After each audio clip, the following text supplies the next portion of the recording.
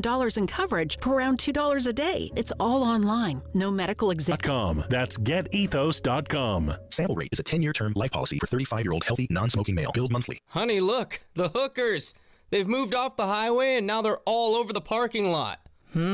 What are all those Schroeder's towing trucks doing in that parking lot, though? Must be towing all those unauthorized cars parked in the lot. Good thing the business owner called Schroeder's Towing to keep their parking lot clear for just their customers. Didn't those cars see the free signage that Schroeder's provides to business owners to deter unauthorized parking? I guess not. Schroeder's Towing, the best and fastest hookers in town. Twin Peaks is the best in the game. Here, your favorite drafts are poured at a frosty 29 degrees, and rare barrel-aged whiskeys are served just the way you want them. It's bigger game days and bolder fight nights. I mean, where else can you find a scratch kitchen that always comes in clutch every day from lunch to late night? Only at Twin Peaks, the #1 sports bar. Twin Peaks Scratch Kitchen scores every time. Dig into hand-smashed burgers, chef-inspired flatbreads, and more at your local lodge. From the roar of the crowd to towels waving to the flashing lights, there's only one place to catch a Gamecock football game. And that's at Williams-Brice Stadium. So make your plans now to join us in our home for the 2025 football season. Visit thegamecockclub.com and secure your tickets today. Call Lawyer Lisa. Experience the difference with Lawyer Lisa. Hi, this is Lisa Hostetler-Brown. Do you know the difference between a revocable trust and an irrevocable trust? The difference could easily save you hundreds of thousands of dollars in long-term care costs. Visit lawyerlisa.com to schedule a consultation today. Call Lawyer Lisa. Experience the difference with Lawyer Lisa. 7511 St. Andrews Road, Irmo, South Carolina. Daddy, you need a trust. I had the worst dream last night. You were in a car crash, and the kids and I were on our own. We had to move out of the house because I couldn't afford it anymore. That's awful, hon. My brother was saying he got life insurance from Ethos. With Ethos, it only took 10 minutes, and he got $2 million in coverage for around $2 a day. It's all online. No medical exam. He just answered a few health questions right from his house. Ethos, here we come. Visit getethos.com. That's getethos.com. Sample rate is a 10-year term life policy for 35-year-old healthy, non-smoking male. Billed monthly. Your home for the Gamecocks. 107.5 The Game. WNKT Eastover, Columbia. A Cumulus media station. The Postgame Show with Jay Phillips and Elijah Campbell. Who the are you, man? Call or text 803-404-6100 on the Game Network and on the 107.5 The Game app.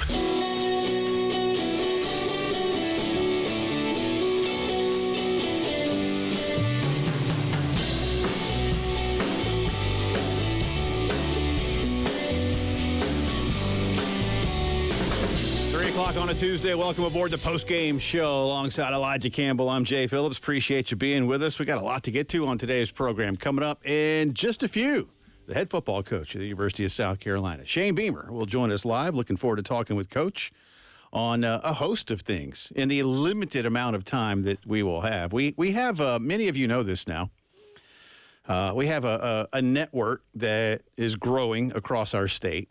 And oftentimes we are required to, to hit the commercial break by a certain point on the clock. Otherwise, apparently, computers freeze up, and it's a dogs and cats living together type of situation. It's like Y2K, but worse. Yeah. But today we're going to find out just how much worse, because chances are good that we go past the required 3:30 break. Highly likely. I'm not going to keep Shane for, hey, someone joked with me earlier this morning, like, I just keep him till he hangs up. And I'm like, yeah, I don't think I'm going to do that. It's almost like holding him hostage. I'd like him to come back, so there's that. But we may push a little past 3:30. But in all seriousness, we will try to cover as much ground as we can with Coach. He was in attendance last week in New Orleans for the SEC Big Ten meetings. We'll get into some of that. The draft obviously could be very good for the University of South Carolina. That's a double-sided coin, right? On the one hand, cool, you're going to put some dudes in the league. I mean, Carolina always puts dudes in the league, but this could be a better year than some. And then you got to replace those guys. So there's that. part of the equation as well. But we'll touch on those things with Shane and a little bit more. And we always have some kind of fun with him. We'll see what's going on. Right? There's always fun to be had. He talks more than enough football. So we try to, Now, yesterday, I don't think I got in trouble. Trouble's not the right word. But you broke a team rule. I did. Without even being on the team, which that's is right. really impressive. It is, yeah. I unwittingly yesterday, not unknowingly. Are unknowingly and unwittingly completely synonymous? Is there some gray area? We're really splitting hairs here. Okay.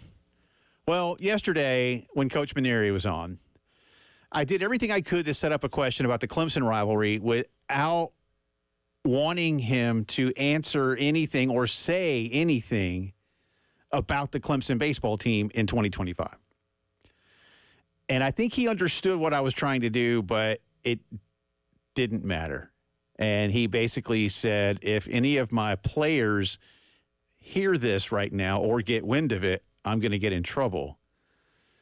And then he very politely did the best he could to talk a little bit about it. And what I was setting him up with was, hey, you didn't have this at LSU. You had plenty of big baseball games and plenty of big baseball series. And, you went to the literal highest point on the mountain while you were coaching there. But you didn't have this. But he was like, yeah, we have Gardner Webb. I was like, yeah, I know, but. And then he hit me with what was truth. He said, Jay, you're the guy that comes up to you at the restaurant and says, I don't mean to interrupt your dinner, but you do mean to interrupt the dinner. That was the intention, yes. Yeah. So I felt kind of bad.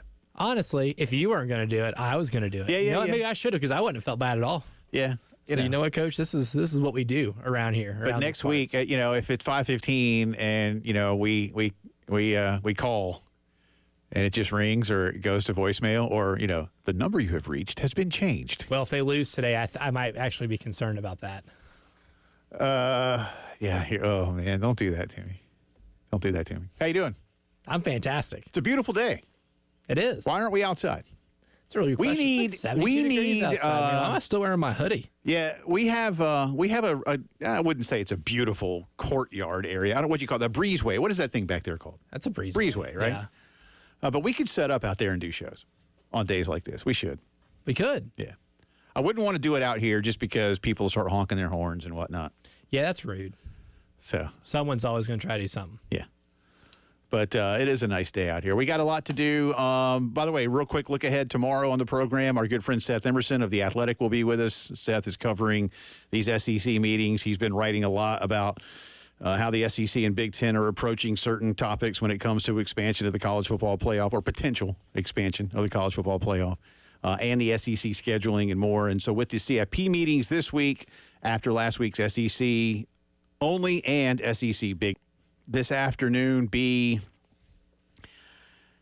a couple of things that kind of trickle out of Dallas with the CIP meetings. Again, I don't really anticipate anything concrete this week. And if we do get something concrete, I think it's only going to be the seeding question answered up or down. And I'm still not sure if everybody's going to be on board with that. Andy and Ari, by the way, threw something out this morning on their podcast that I was like, man, I wish I had thought of that. So I'm going to steal it.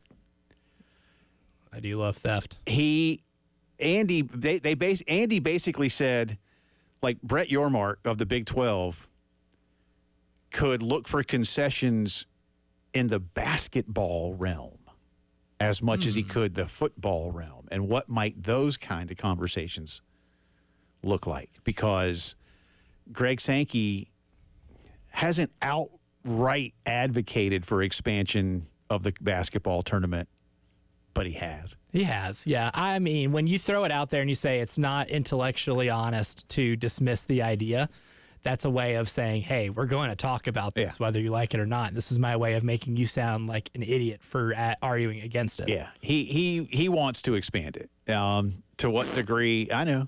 To what degree? I don't know. I think the Big Ten does as well. Of course they do.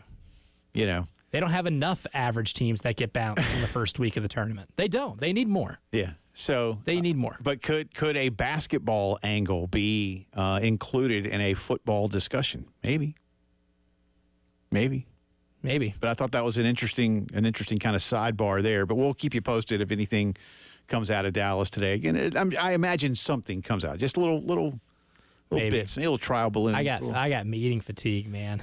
Yeah, these guys just meet all the time, and we get the same stuff pretty much every one.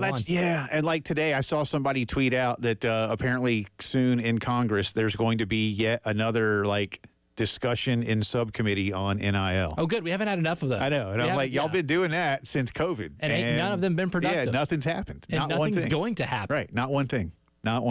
Just flushing money down the toilet, man. So I hope whoever's catering that gets whoever caters these meetings and these hearings. Oh, dude, you get standard government issue coffee. I think that's about it. So they missing much there. Make their money's worth. But I don't care who's in charge of what. Ain't nothing happened. That's pretty typical. That's why I don't want Congress to get involved. Hey, colleges, figure out your own mess.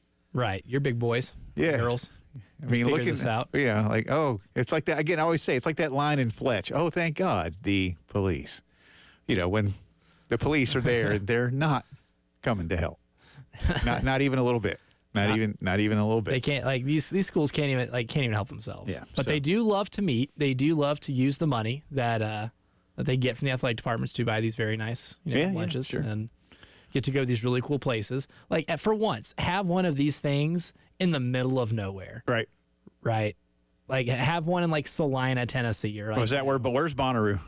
That's in Manchester. Okay, have it there. Have it in Manchester. Big farm. Yeah. Just have it, just like a week before Bonnaroo. They can glamp. They can go glamping. And, maybe you save some money that way. And maybe that might drive somebody to have resolutions to things. But we are on track for a record number of meetings that just do nothing. Yeah. I was asked one time would I go to Bonnaroo if I could be part of the glamping? And I was like, no. Sorry.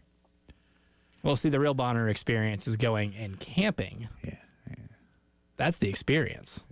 Yeah. That's the fun stuff. I'm too old for that, man. I've now reached the point where I am too old for that. Yeah, I'm too old for that. I've got 2 weeks of my 20s left, man. That's surpassed me. Wow. Good luck with that. Yeah. I was glad to turn 30. Too much now. Yeah. I was glad to turn 30. I got no qualms with it. I accomplished enough in my 20s to feel good about it. Yeah, there's a lot of people I know that were like, "Oh, 30." I'm like, "No, you know what? I was fine with turning 30. It was good." Now, by then, and I know we're not quite the same station in life, by the time I was 30, I guess I had one daughter. Was the other one? No, not quite yet. On the way. But anyway, but I was like, oh, cool, 30. All right. Maybe now people will respect me. They didn't, but I thought maybe they might. They might, yeah. I have a similar hope, but, I at least, Speaking of respect, as we continue opening the show, I've lost some respect for one of the most respected organizations in North American sport. Ooh, which one? Green Bay Packers. Oh, yeah, because they were... Now we know. They're the ones doxed as the team that tried to eliminate the tush push. Well, they're still going to try. Weak. I don't even know why. At least I was thinking, is it going to be somebody in one of the Eastern divisions? Because the Eagles and Bills... They had the number yesterday. I don't have it in front of me, but the Eagles and Bills have benefited from this, combined, the two of them, more than the rest of the league. So it's not like a league-wide epidemic that's happening. I mean, everybody's just doing it to get an automatic first on 3rd and 4th and short. Well, I mean, and I got no problem with it. Again, stop it. Don't stop it by me. And how? Again, what kind of rule? What are we looking for here? You can't have anybody behind you. Yeah. Oh, this is kind of like the NCAA outlawing the dunk when Kareem Abdul-Jabbar was in college and was putting up, bajillion points a game. Like that, it's something very similar to that. Like, oh, these guys are too good at this. Yeah. We have to stop them from being good at this, which is always the beginning of every bad rule. We got a lot to do. Again, Coach Beamer coming up here in just a few minutes. Later on, an EBPI breakdown of Carolina's trip tonight to Como. Can the Gamecocks make it to in a row in men's basketball. There's baseball later on today. We got NFL draft stuff. And supposedly, or as Joey Tribbiani would say, supposedly, Michael Haney will be stopping by a little bit later on. So that'll be fun. I've heard whispers. Yeah, we'll see. We'll see. All right, lots to do. Coach Beamer on the other side of the break. You're listening to the Postgame Show. 107.5 The Game in Columbia. 100.5 The Game in Florence. And 100.3 The Game in Myrtle Beach. The Game Network.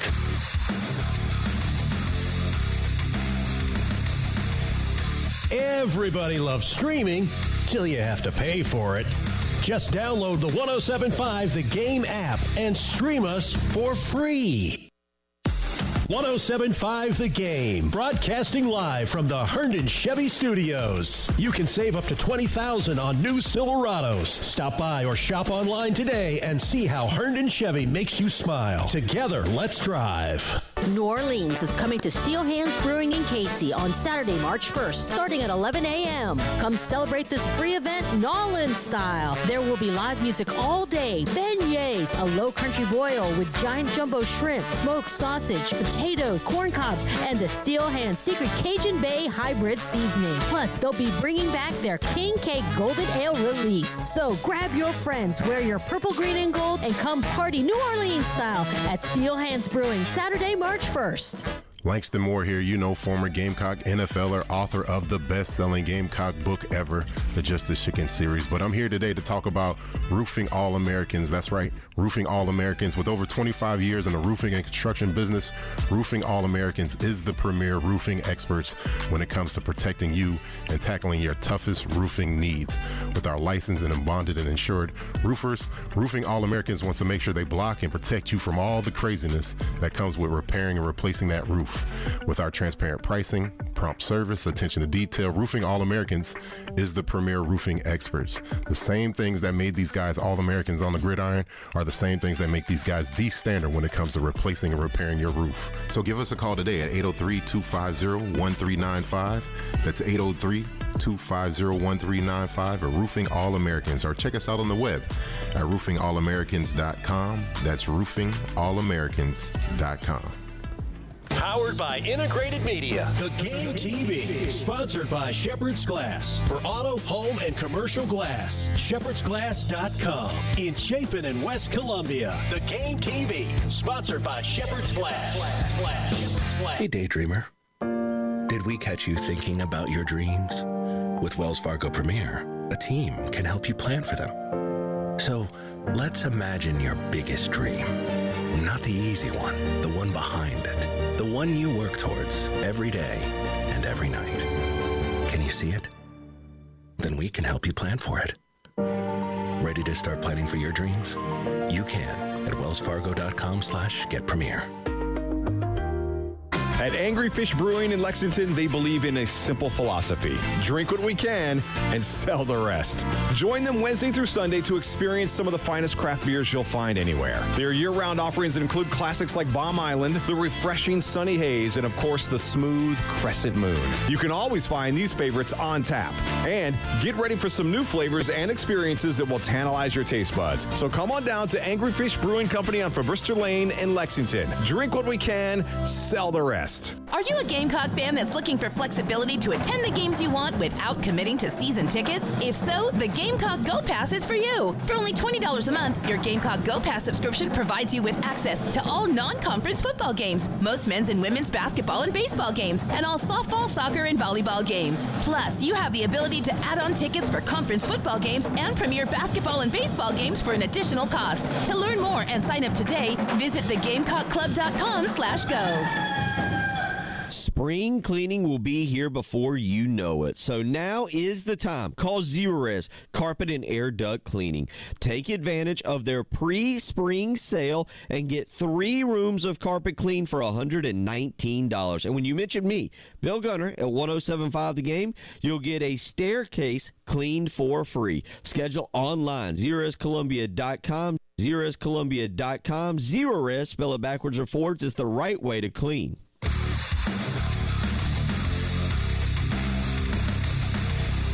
Everybody loves streaming till you have to pay for it. Just download the 107.5 The Game app and stream us for free.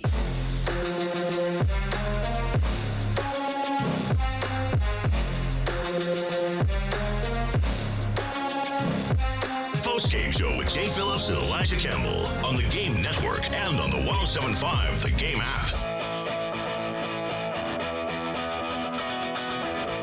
17 minutes after 3 o'clock on this Tuesday afternoon. Welcome back into the Postgame Show along with Elijah Campbell. I'm Jay Phillips. Appreciate you being with us. And as promised, we are joined on the guest line by the head football coach at the University of South Carolina. He is Shane Beamer. We always appreciate his time. Whether he appreciates what he's getting ready to do, we'll find out in about 15 minutes or so. How are you, sir? Good to have you back. It's great to be back. I always appreciate what I get to do when I jump on the phone with you guys. So thanks for having me on as always. I know you listen a lot. Did you get to listen yesterday when Coach Maneri, in the most polite way possible, almost got mad at me? No, I did not. Yeah. I asked him about the Clemson series. Yeah, I asked him about the Clemson series before. You better not. We got a game before that. I know, and I didn't ask him about the games. I was trying to just talk about the rivalry, but he didn't want to go. That's like a team rule. You broke it, man. Yeah, he didn't want to go there. So that's a good thing for football. You can say he's consistent. I get that. There'll be plenty of time to talk about this weekend. Let's get through who we got. Gardner Webb. Gardner Webb tonight. Yeah, Gardner Webb tonight at 6. Let's get through Gardner Webb, and then we'll turn our focus to it. That's right. You were in New Orleans last week for the SEC meetings. I guess y'all had some standalone stuff, and then there were joint meetings with the Big Ten. I'm curious, sort of an A and a B. What were your expectations going in? How much of the agenda did you know, and what are your thoughts as you come out of those last week? Yeah, I thought it was a really beneficial trip. We as head coaches in the SEC, we always meet in person in the month of February, and it's always been in Birmingham, and it's always been just the head coaches meeting with Commissioner Sankey and some of the other, higher-ups in the SEC office. And then last year when we were in Destin for league meetings in May, they came to us and said we'd like to do a meeting in New Orleans after the season that also involves the athletic directors, because it's important. Sometimes we as head coaches, we sit in a room and we come up with all these great ideas and thoughts, but the athletic directors and the presidents, who are the decision makers, they're not in there with us.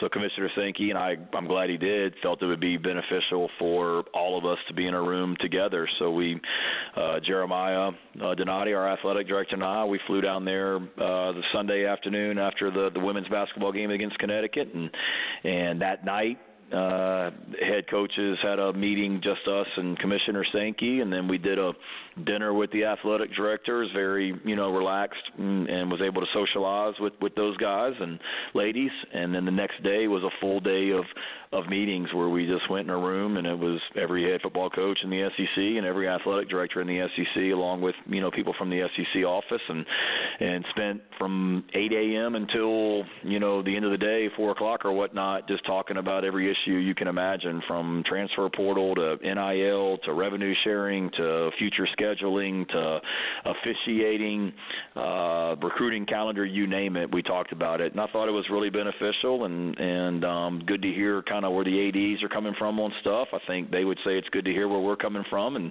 we're all trying to accomplish the same thing, and that's just continuing to make this game better. Greg Sankey did say last week that positions change when it comes to scheduling a 9th game in conference play. I sent you our poll question from last week, Shane, and I loved your answer back, that you basically said if everybody's doing it, sure. And that is, for Carolina, and obviously Georgia, Florida, Kentucky are in the same boat with Carolina, with an ACC opponent every year that isn't going to be leaving the schedule without, complete unrest within the state. But are we closer to something like that? How much different do you think the coaching fraternity within the SEC feels about a 9th conference game? I thought that was a discussion that we had in New Orleans that probably got more, what's the word I'm looking for, more people injecting their opinion into that, ADs and coaches, than maybe any other topic that we talked about. I think there's a lot of people in that room that have strong opinions in regards to the scheduling. And there's certainly a lot of questions. What does the future of the college football playoff look like? Does it stay at 12 teams? Does it go to 16 teams? What does the SEC championship game look like? And there were a lot of things that were brought up and discussed. And, as coaches, I think we understand why, there's a push for a ninth conference game. I think some athletic directors certainly, were on board with that, and frankly, some weren't on board with going to a ninth game. And I think you could say the same thing for coaches. So it was a healthy discussion. There's no question about it. But again, like I told you, and I think everybody would feel the same way, if we're playing 9 conference games plus Clemson, plus another, I know we have Miami on the schedule next year. We have Virginia Tech this upcoming season. If we're doing that and the other teams in this league aren't, then that doesn't make a lot of sense. Right. But if we're all playing, 9 conference games plus 2 other Power 4 games, and sure, come on, we're competitors and bring it on. I just want to make sure that we're all in the same boat too, because if not, you're not doing what's best for your program. Yeah, kind of in that same field there. I mean, Jay and I have had way too much hanging out in fantasy land hypotheticals with, the SEC Big Ten Challenge, or at least some type of SEC Big Ten agreement where we're able to see these 2 conferences that really hold most of the bargaining power in the sport, have at least a weekend or 2 spaced out, whatever way you want to do it, where at least one school from each conference plays each other. Is that something that would interest you or be good for the sport, or is that kind of, Fantasyland hypothetical that Jay and I will be occupying for a while? No, that was something that we, discussed. I asked that question specifically myself to Commissioner Sankey, because I had read one of the articles about that being a potential thing. And I think that's something that we'll continue to look at going down the road. There's no question about it. I think our fans would like it. And look, I want to – Williams-Brice Stadium is an amazing environment, and it doesn't matter who we're playing, whether it be Clemson or, this year when Wofford came to town, it was great. Last year when Furman came to town, it was great. So we know it's going to be an amazing environment in Williams-Brice Stadium no matter who we're playing, but certainly for our fans, they want to see us play games like that. They want to see teams like Miami come to Columbia next year, or a Big Ten team come to Columbia every year, every other year. So I'm certainly in favor of it as well. And again, as long as that's something that everybody else is doing, plus every other team is playing not just 9 conference games, a Big Ten team, and then 2 money games. Let's make sure it's right for everybody as well. And then the other question, too, is trying to get some answers on what does the selection criteria look like for the college football playoff going forward, because that's great. We bring marquee matchups into Williams-Brice Stadium, but if strength of schedule is not going to matter, which it clearly didn't this year, then you also need to look at, are we doing what's best for our program and giving our team the best chance to compete for championships. Gamecock football coach Shane Beamer with us here on the Postgame Show. Let's shift our attention to the draft, the combine this week, and I'm going to ask you a long question. You can give me a long answer. You've got a lot of names that are in position to be picked. That's not uncommon for South Carolina, obviously, but when I look at guys like Nick Emenwari, who's homegrown, or what Demetrius Knight did while he was here and getting better, Josh Simon while he was here as a transfer, getting better, Kyle Kennard getting better.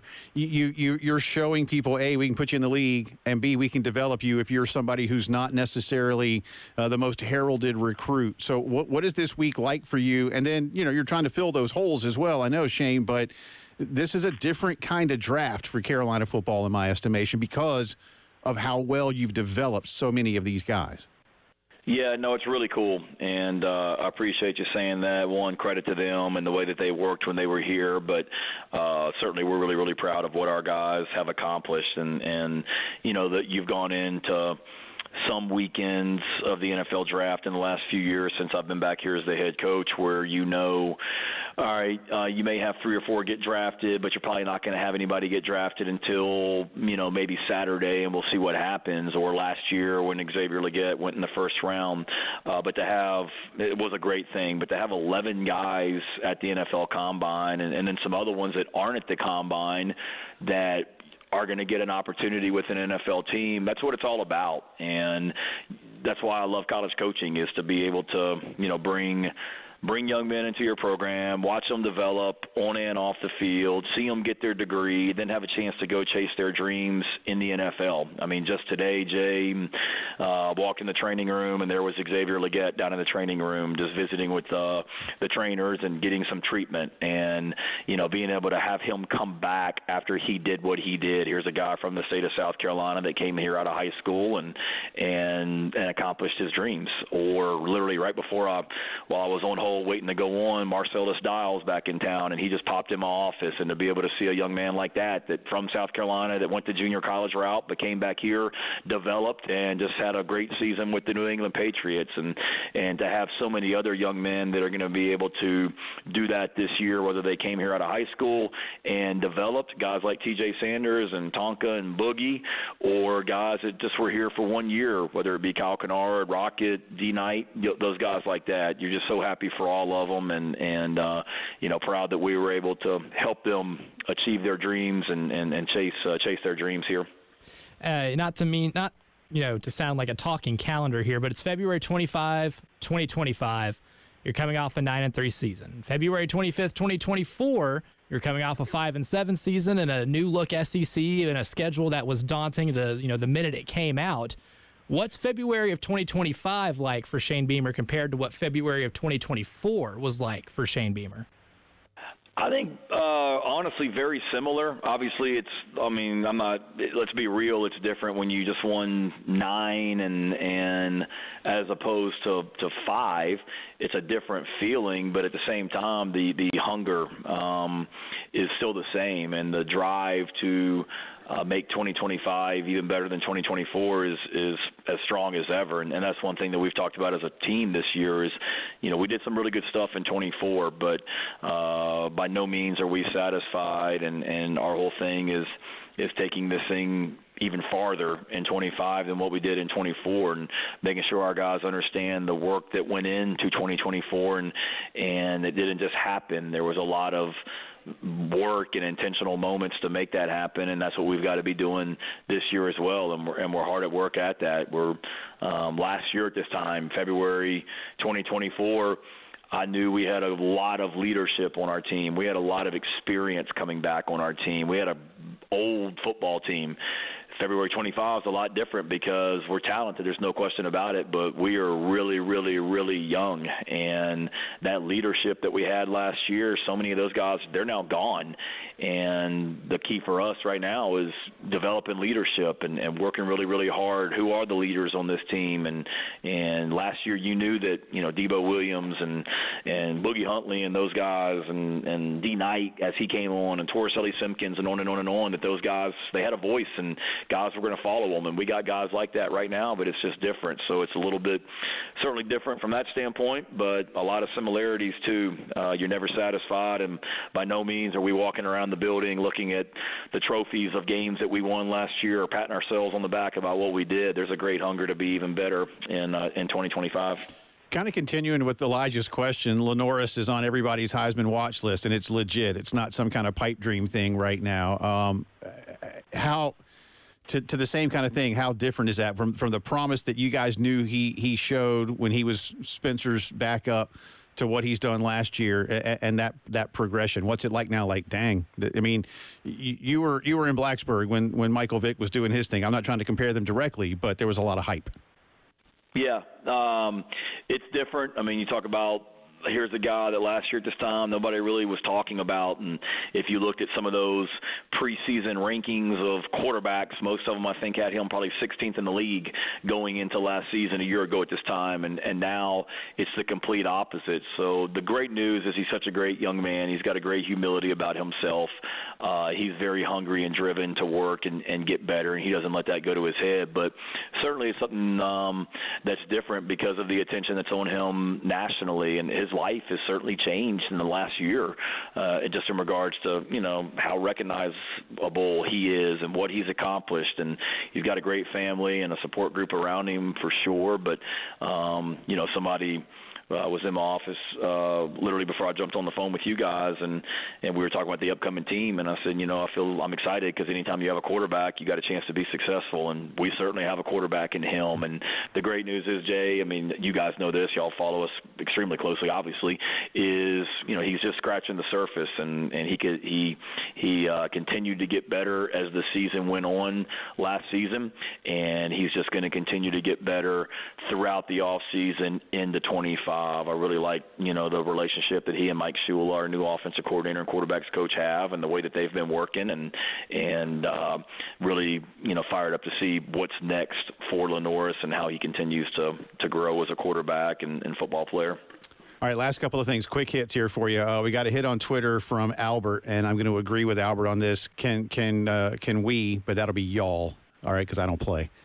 Can y'all wear the George Rogers, Jim Carlin throwbacks more often or all the time? Yeah, you sound like my son. He literally had this same conversation with me last night, Hunter, my 11-year-old, that he's like, make sure we wear these again in 2025, Dad. And I think he speaks for a lot of people, and I like them as well. So as the kids say, Shane, they are sick. And that's a good thing, apparently. They are. Yes. Yeah. Positive connotation. They are. Every time I see it, I was just watching some video this afternoon of some of our games from last season, and I was watching the Akron game, I believe we wore those, and Wofford, I guess, and it's a good look. So I'm not against it, I'll say that, and I've got to make sure I talk to the higher-ups and Under Armour and all that as well. But the throwbacks ended up being something that may need to be more than a throwback. Who knows? Well, if we have like a Watergate type thing here, we can just break in, get rid of all the other uniforms, and you'd be forced to wear those. So we could pull that. Good thing we're not on air right now, so our plan isn't gone public. Yes, no one heard this. And then lastly, I know you're very busy all the time. A, how's the golf game? B, what's on like Shane Beamer's video playlist, movies, TV shows, streaming service shows these days? What in the limited amount of free time that you have, what's going on golf wise first? Ooh.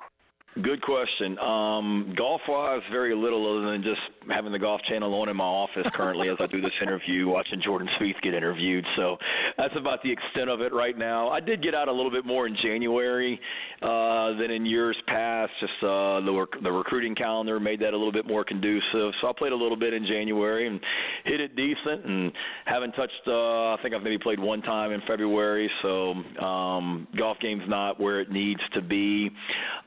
What I'm watching, not much other than sporting events. So when I get home at night, usually my son and my family and I were watching, whoever is on TV playing basketball, and Gamecock athletics and things like that as well. But speaking of golf, I did see that the Netflix was it Full Swing with the PGA Tour. I did see that new season was released today. So I've got some plane trips coming up over the next week or so that I'll be watching, download those and watch them on a plane.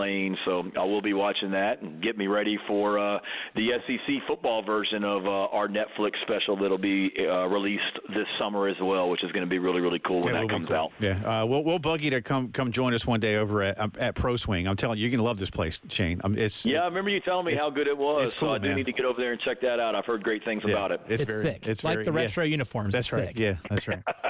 Hey, we appreciate you as always. Best to everybody. I hope you all are doing well. We'll check in with you real soon. Always appreciate the time. Nope, always appreciate you asking me. Thanks for all you do, and go Gamecocks. Have a great week. Appreciate you. All right, that's Coach Shane Beamer. That was cool. All right, and sports documentaries and a lot of college basketball. Hey, he knows a good product when he sees it. I like great college basketball season. I like college basketball myself. All right, appreciate Shane's time. This is the Postgame Show. 107.5 The Game in Columbia, 100.5 The Game in Florence, and 100.3 The Game in Myrtle Beach. The Game Network.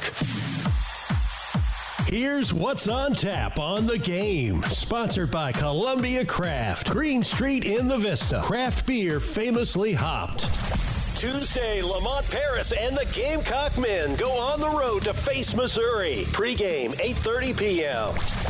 That's what's on tap on The Game. Sponsored by Columbia Craft. Fun with friends and family. Saturday, March 29th, it's the historic 90th running of the Carolina Cup races, presented by MUSC Health. Make tailgating plans now. Spring begins at the Carolina Cup. Unique fashion, shopping, entertainment, and incredible steeplechase racing all day long. There's nothing like the Carolina Cup races presented by MUSC Health. Get your tickets now at carolinacup.org. It's Saturday, March 29th, rain or shine in Camden. Hey Gamecocks, Ben Cato, third generation owner of Cato's Power Equipment, with some great news for anyone looking to add some new lawn equipment to their garage or trailer. Just in time for spring, we've got awesome financing options that let you spread your Steel, Toro, or Gravely equipment purchase out over 3, 4, or even 5 years with no interest. For any budget, any yard, Cato's Power Equipment has the best equipment around, with top-notch service to back it up. Come shop our huge selection of zero turns today. Get ready to smile because Herndon Chevrolet, your hometown Chevy dealer, is offering an amazing deal right now. Get up to $20,000 off new Silverados. Yes, you heard that right. Up to $20,000 off. Don't wait. Head over to HerndonChevy.com today and drive home in the truck of your dreams. Chevy, together let's drive. Herndon Chevrolet, Herndon makes you wanna smile. Call 803-510-5447 for complete details. Hey everyone, it's Chris Clark. Garnet Trust is hoping to build the best and most sustainable NIL program in the country. To find out how you can get involved, go on over to garnettrust.com. You can support Gamecock athletes there, get access to exclusive content, and help Garnet Trust build the best NIL program in the country. Texting privacy policy and terms and conditions posted at textplan.us. Texting enrolls for recurring automated text marketing messages. Messaging data rates may apply. Reply stop to opt out. Honey! What's wrong? I thought you already left for work. The garage door is broken. It won't open and I can't get my car out. I can't miss this meeting today. Everyone is coming in for it. Relax. I'm texting OGD right now. What is OGD? OGD, Overhead Garage Door. They're the garage door experts in Columbia. Take my car in the driveway and OGD will handle the garage. They have same-day service and they'll get the garage door fixed today. Fast and easy. Wait, with just one text, you can get our garage door fixed same day by OGD? Yes, OGD will get it done no problem. Now, you need to get to work and let OGD worry about the garage door. Garage door broken, stuck, slow, or squeaky? Text OGD, the only name you need for your garage door. Text TIGHT to 200-300 right now. Text right now and get an exclusive link to special limited time savings. Don't wait. Text the word TIGHT to 200-300 now. Text TIGHT to 200-300. Call Lawyer Lisa. Experience the difference with Lawyer Lisa. Hi, this is Lisa Hostetler Brown. If you or a loved one are over 65 and haven't completed a long-term care planning consultation, now is the time. Did you know that if you aren't able to afford the high cost of skilled care, your assets can be rapidly depleted to only $2,000 unless you plan 5 years in advance? Visit lawyerlisa.com to see how we can help. 7511 St. Andrews Road, Irmo, South Carolina. It's time to prepare for summer, and your HVAC system is on the fritz. The last thing you need is an unexpected repair bill, and AAA Heating and Air has got your back. They're offering up to 12-month payment plans on repairs with no credit check. That's right, no need to worry about your credit score. As long as you're a homeowner with a valid bank account, you're good to go. So do what I did and call AAA Heating and Air today. Tell them Bill Gunner sent you. AAA Air when you need us. AAA Heating and Air. Jim Rome takes on sports. Why? Because you're not playing me. With rapid-fire takes. Y'all went from the Super Bowl straight to the toilet bowl. He's not over the NFL. The NFL is over him. Scorching debates. All the good, all the bad, all the ups, all the downs. He's the Spitfire of sports smack. Sorry for what I said because it was appropriate when I said it, but I can't say it anymore, dude. You are killing the game. The Jim Rome Show podcast. Follow and listen on your favorite platform.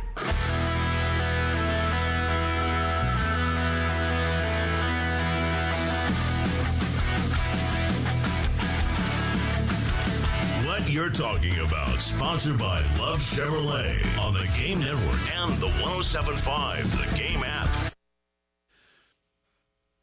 Yeah, welcome back in. All right. We're going to pretend like that wasn't abrupt and weird. All right. Yeah, usually there's some music that keeps going right there. That kind of punched me in the face. Welcome back in. Jay and Elijah with you. Thanks again to Coach Beamer. This will be a short segment so we can get ourselves back on time. And, you know, like if I thought Paul Maneri was going to holler at me yesterday, I could really get hollered at by people if I don't get us back on time here soon. That's true. I do appreciate like Shane. You know, look, first off, listen, I am not advocating, you know, like covert type things to go in and get rid of all the other uniforms. But you're not. not advocating for some, I don't know, espionage. Yeah, just saying.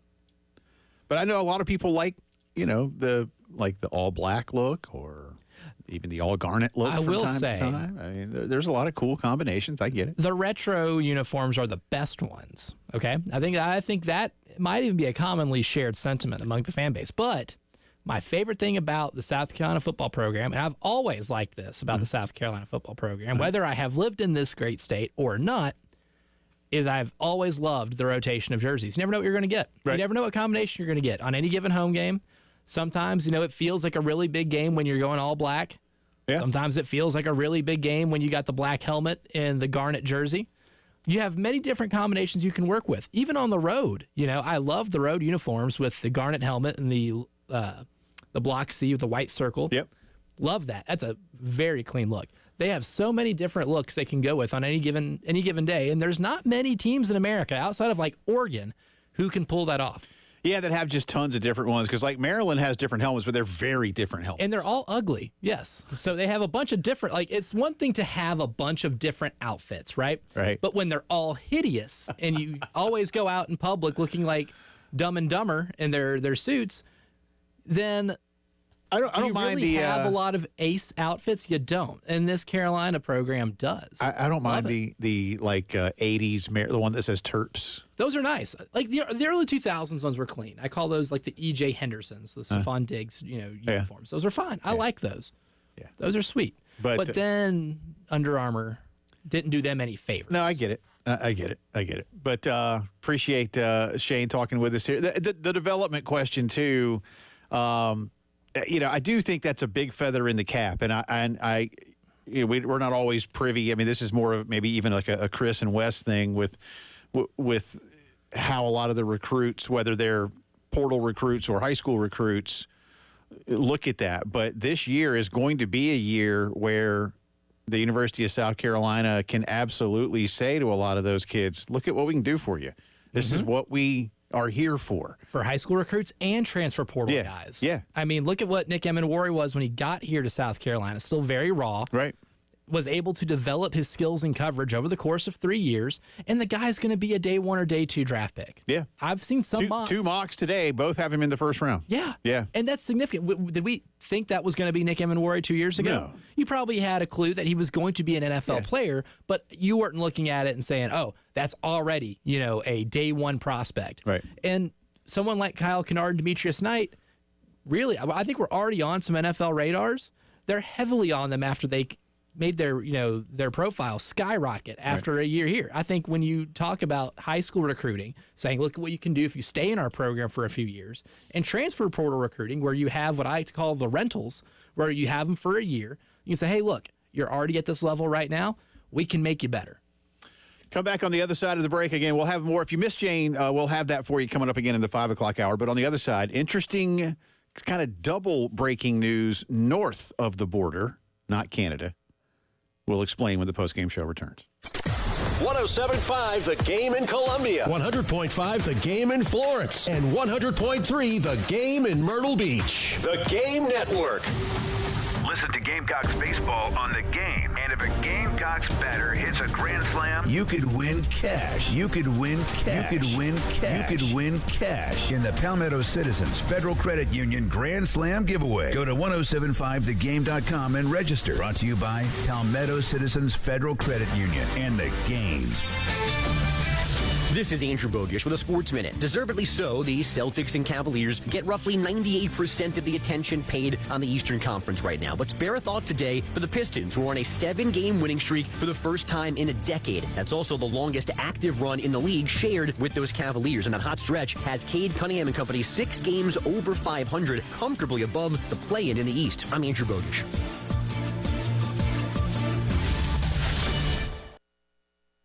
Are you annoyingly inattentive? Do you watch a movie and then ask a zillion questions because you weren't paying attention? Do people ask, how do you sleep at night? Then you should get a mattress from Mattress Firm. They can help anyone sleep.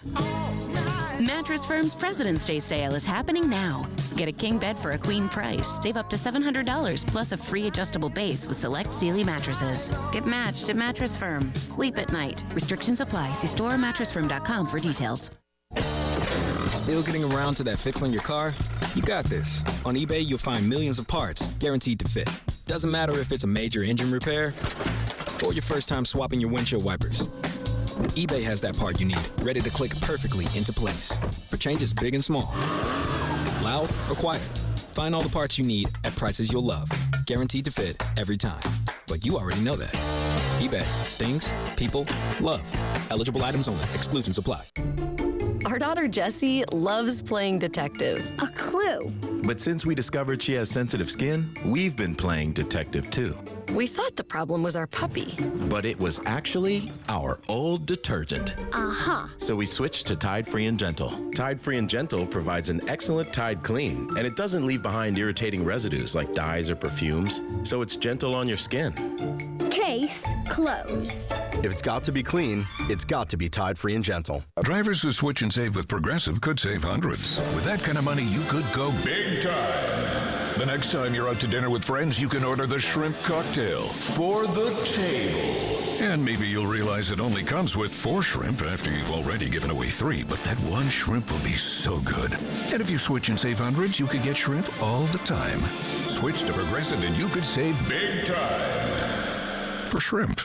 Progressive Casualty Insurance Company and affiliates, not available in all states. Potential savings will vary. Coverage varies by plan. View contracts and exclusions at endurancewarranty.com. If you're driving a car or truck with an expired warranty and suddenly lost your transmission or needed a full engine repair, would a $4,000 repair bill leave you stranded? I'm Danica Patrick. Don't get caught off guard with a vehicle breakdown. Choose the company I trust. Endurance. No matter the mileage, if your vehicle is less than 20 years old, Endurance offers auto protection plans for any budget. Protection on the drivetrain, electrical, transmission, AC, and more. Plus 24/7 roadside assistance and rental car reimbursement on any plan. Endurance handles everything from making the claim to paying the certified mechanic of your choice. Act now and get 1 full year of elite benefits. A $2,000 value, free. Call for your fast free quote today. Call 800-299-0287. That's 800-299-0287. 800-299-0287.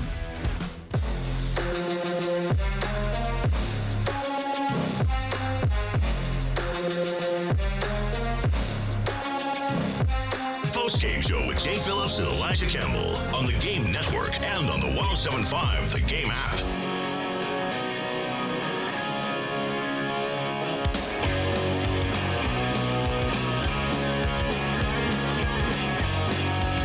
All right, welcome back in. Final few minutes of our first hour. Coming up next hour, we'll get you more get you more details on what's going on in Dallas as the CFP meetings are underway.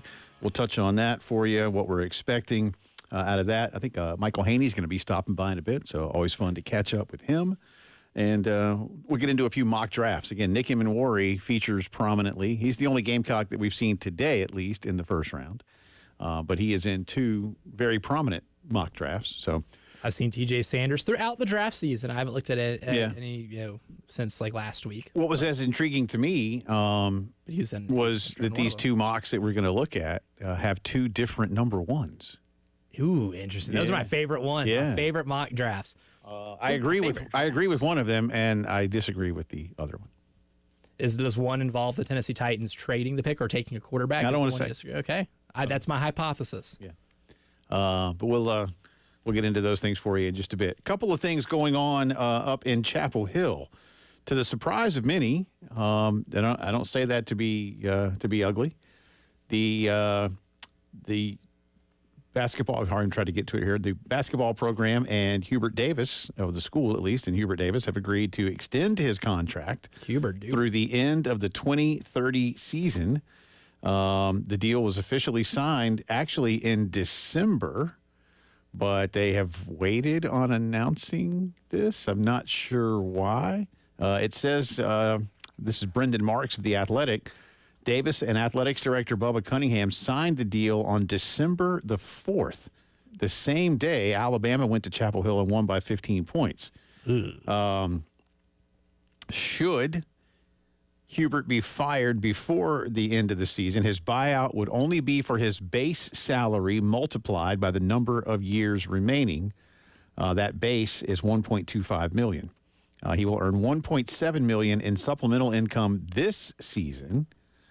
And this comes off of last year when they were very good, but this year kind of underachieving. Now, that's one part. The second part, and I think this is somewhat hand in hand, but it was announced earlier today by the school that North Carolina will be hiring longtime NBA agent Jim Tanner as its general manager for men's basketball. And this comes after Hubert had said that, quote, the old model for Carolina basketball just doesn't work, end quote. Jim Tanner founded Tandem Sports. It's an agency with a lot of big-time clients in both the NBA and the WNBA. He also has a lot of broadcasting clients. He is from North Carolina, went to North Carolina for undergrad, has a law degree from the University of Chicago. Oh, all right. Fancy. That's all right. Let's see. He's got 70 players, including 17 former Tar Heels in his client roster. So this is interesting. It's the first GM that North Carolina has hired for basketball. Michael Lombardi was hired for football GM by Bill Belichick just a few months back. So basically they're saying roster construction, contract negotiations, expanded scouting, analytics, and development operations will all be under his purview. So Welcome basically to 2025. Yeah. You know, and how many, I think the answer is a lot, but how many will follow suit? You know, every sport should have one of these to some degree. Well, I just think you can't look. There will be some coaches out there that I would think would want to handle all of this, and others will be more than happy to turn over a lot of that. Be self-aware enough to know that you can't possibly do all of that. And I don't think this is going to be. I don't think it's going to be the same relationship that you're accustomed to at the professional level, where the GM in a lot of ways is the coach's boss too. Now that doesn't happen at every team. And then there are some people like Bill Belichick, who was basically his own general manager for forever. Worked out really well the last few years. Yeah, but you have help. Instead, I think in college, this will be someone who probably, depending on how the athletics department, athletics director look at the hire, either works side by side with the coach or even in some ways under the coach, but as part of the overall staff. So I'll be curious to see what this looks like. Look, Bill Belichick's running his program. And Hubert Davis has had some good years in Chapel Hill. But the ebb and flow, I think, is not what fans are looking for. We were talking a few weeks ago, you and I were, about where the money's going to go, the $20.5 million that schools can spend on all the athletes, and how much of that's going to go to basketball as a percentage relative to some other schools. Bill's going to demand that they get a large chunk of that, more than North Carolina's been willing to shill out for that program. But can North Carolina go hire some of the national sponsors to maybe help supplement that through NIL deals? I think they will be able to. And they will have to. Jim Tanner is going to be tasked with doing. CFP meetings, mock drafts, and more coming up in hour 2. It's the Postgame Show. 107.5 The Game, broadcasting live from the Herndon Chevy Studios. You can save up to $20,000 on new Silverados. Stop by or shop online today and see how Herndon Chevy makes you smile. Together, let's drive. It's the season of love right now at Love Chevrolet. Just close your eyes and imagine driving off with an overwhelming sense of satisfaction. Cared for, respected, confident, knowing you just got the deal of a lifetime. That's a love story, and that's been going on for 64 years at Love Chevrolet, your trusted hometown Chevy dealer. Whether it's the heart-pounding Silverado or the captivating value of the Trax, Love has the new Chevy that'll make your heart skip a beat, with plenty for you to touch, feel, and experience for yourself. No gimmicks, no ridiculous add-on stickers, no hassle at Love Chevy. And don't forget about the $1,000 low price guarantee. So what's your love story? Find out today during the Season of Love. I-26 in Harbison and at lovechevy.com. Together, let's drive. That's the power of love. Love Chevy. Griffin Pools and Spas, your authorized Latham and Imperial dealer, is having their biggest sale of the year on all in-ground pools and hot tubs. Come by their location at 1348 North Lake Drive to visit factory reps and save thousands on in-ground pools with huge discounts and incentives on spas. Buy now, save, and enjoy your pool or spa all summer long. Let their family help your family build an outdoor oasis. Come see them February 27th through March 2nd at Griffin Pools and Spas. Griffin Pools and Spas. We make you feel good.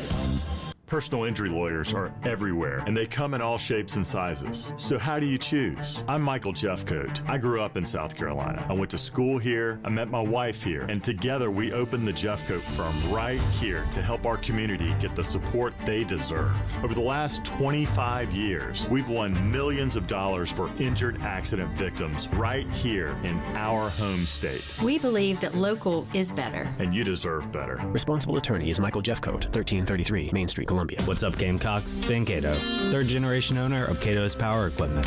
If you own a lawnmower, one of two things is probably true. Either you've been putting it through the ringer, mulching up leaves and pine straw all winter, or you haven't touched it in quite some time. Either way, Cato's can get it tuned up, repaired, and ready to work. Weeds are peeking their heads out of the ground, and warm temps mean grass is about to grow. Don't wait until our shop is full. Visit Cato's today and get your lawnmower and grass cutting tools ready to keep you cutting.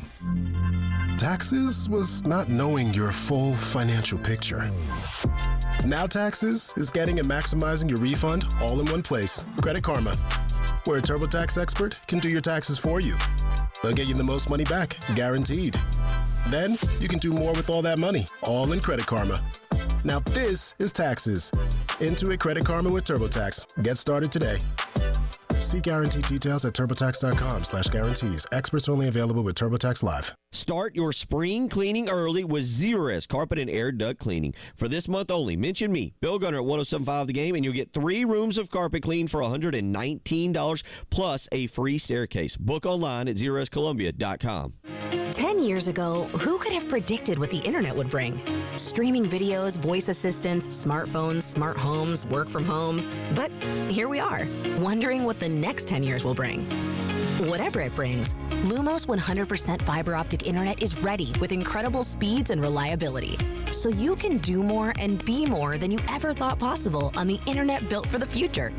Plans start at $50 per month. Learn more at lumosfiber.com/next. Powered by Integrated Media. The Game TV. Sponsored by Shepherd's Glass. For auto, home, and commercial glass. ShepherdsGlass.com. In Chapin and West Columbia. The Game TV. Sponsored by Shepherd's Glass. Shepherd's Glass.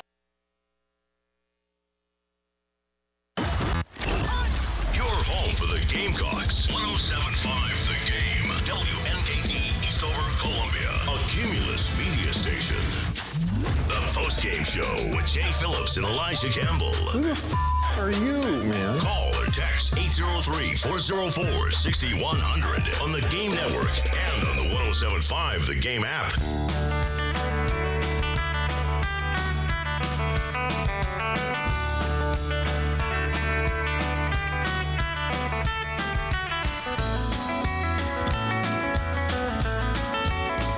Number 2 of the Postgame Show coming at you on this Tuesday afternoon. Welcome back.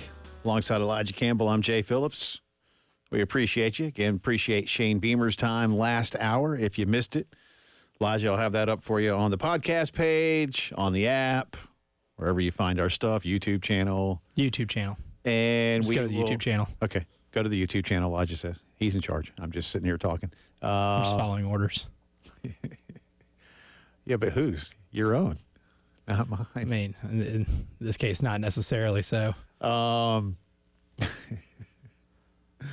we'll play back a portion of what we discussed with Coach Beamer in the 5 o'clock hour, if you missed it. Yes.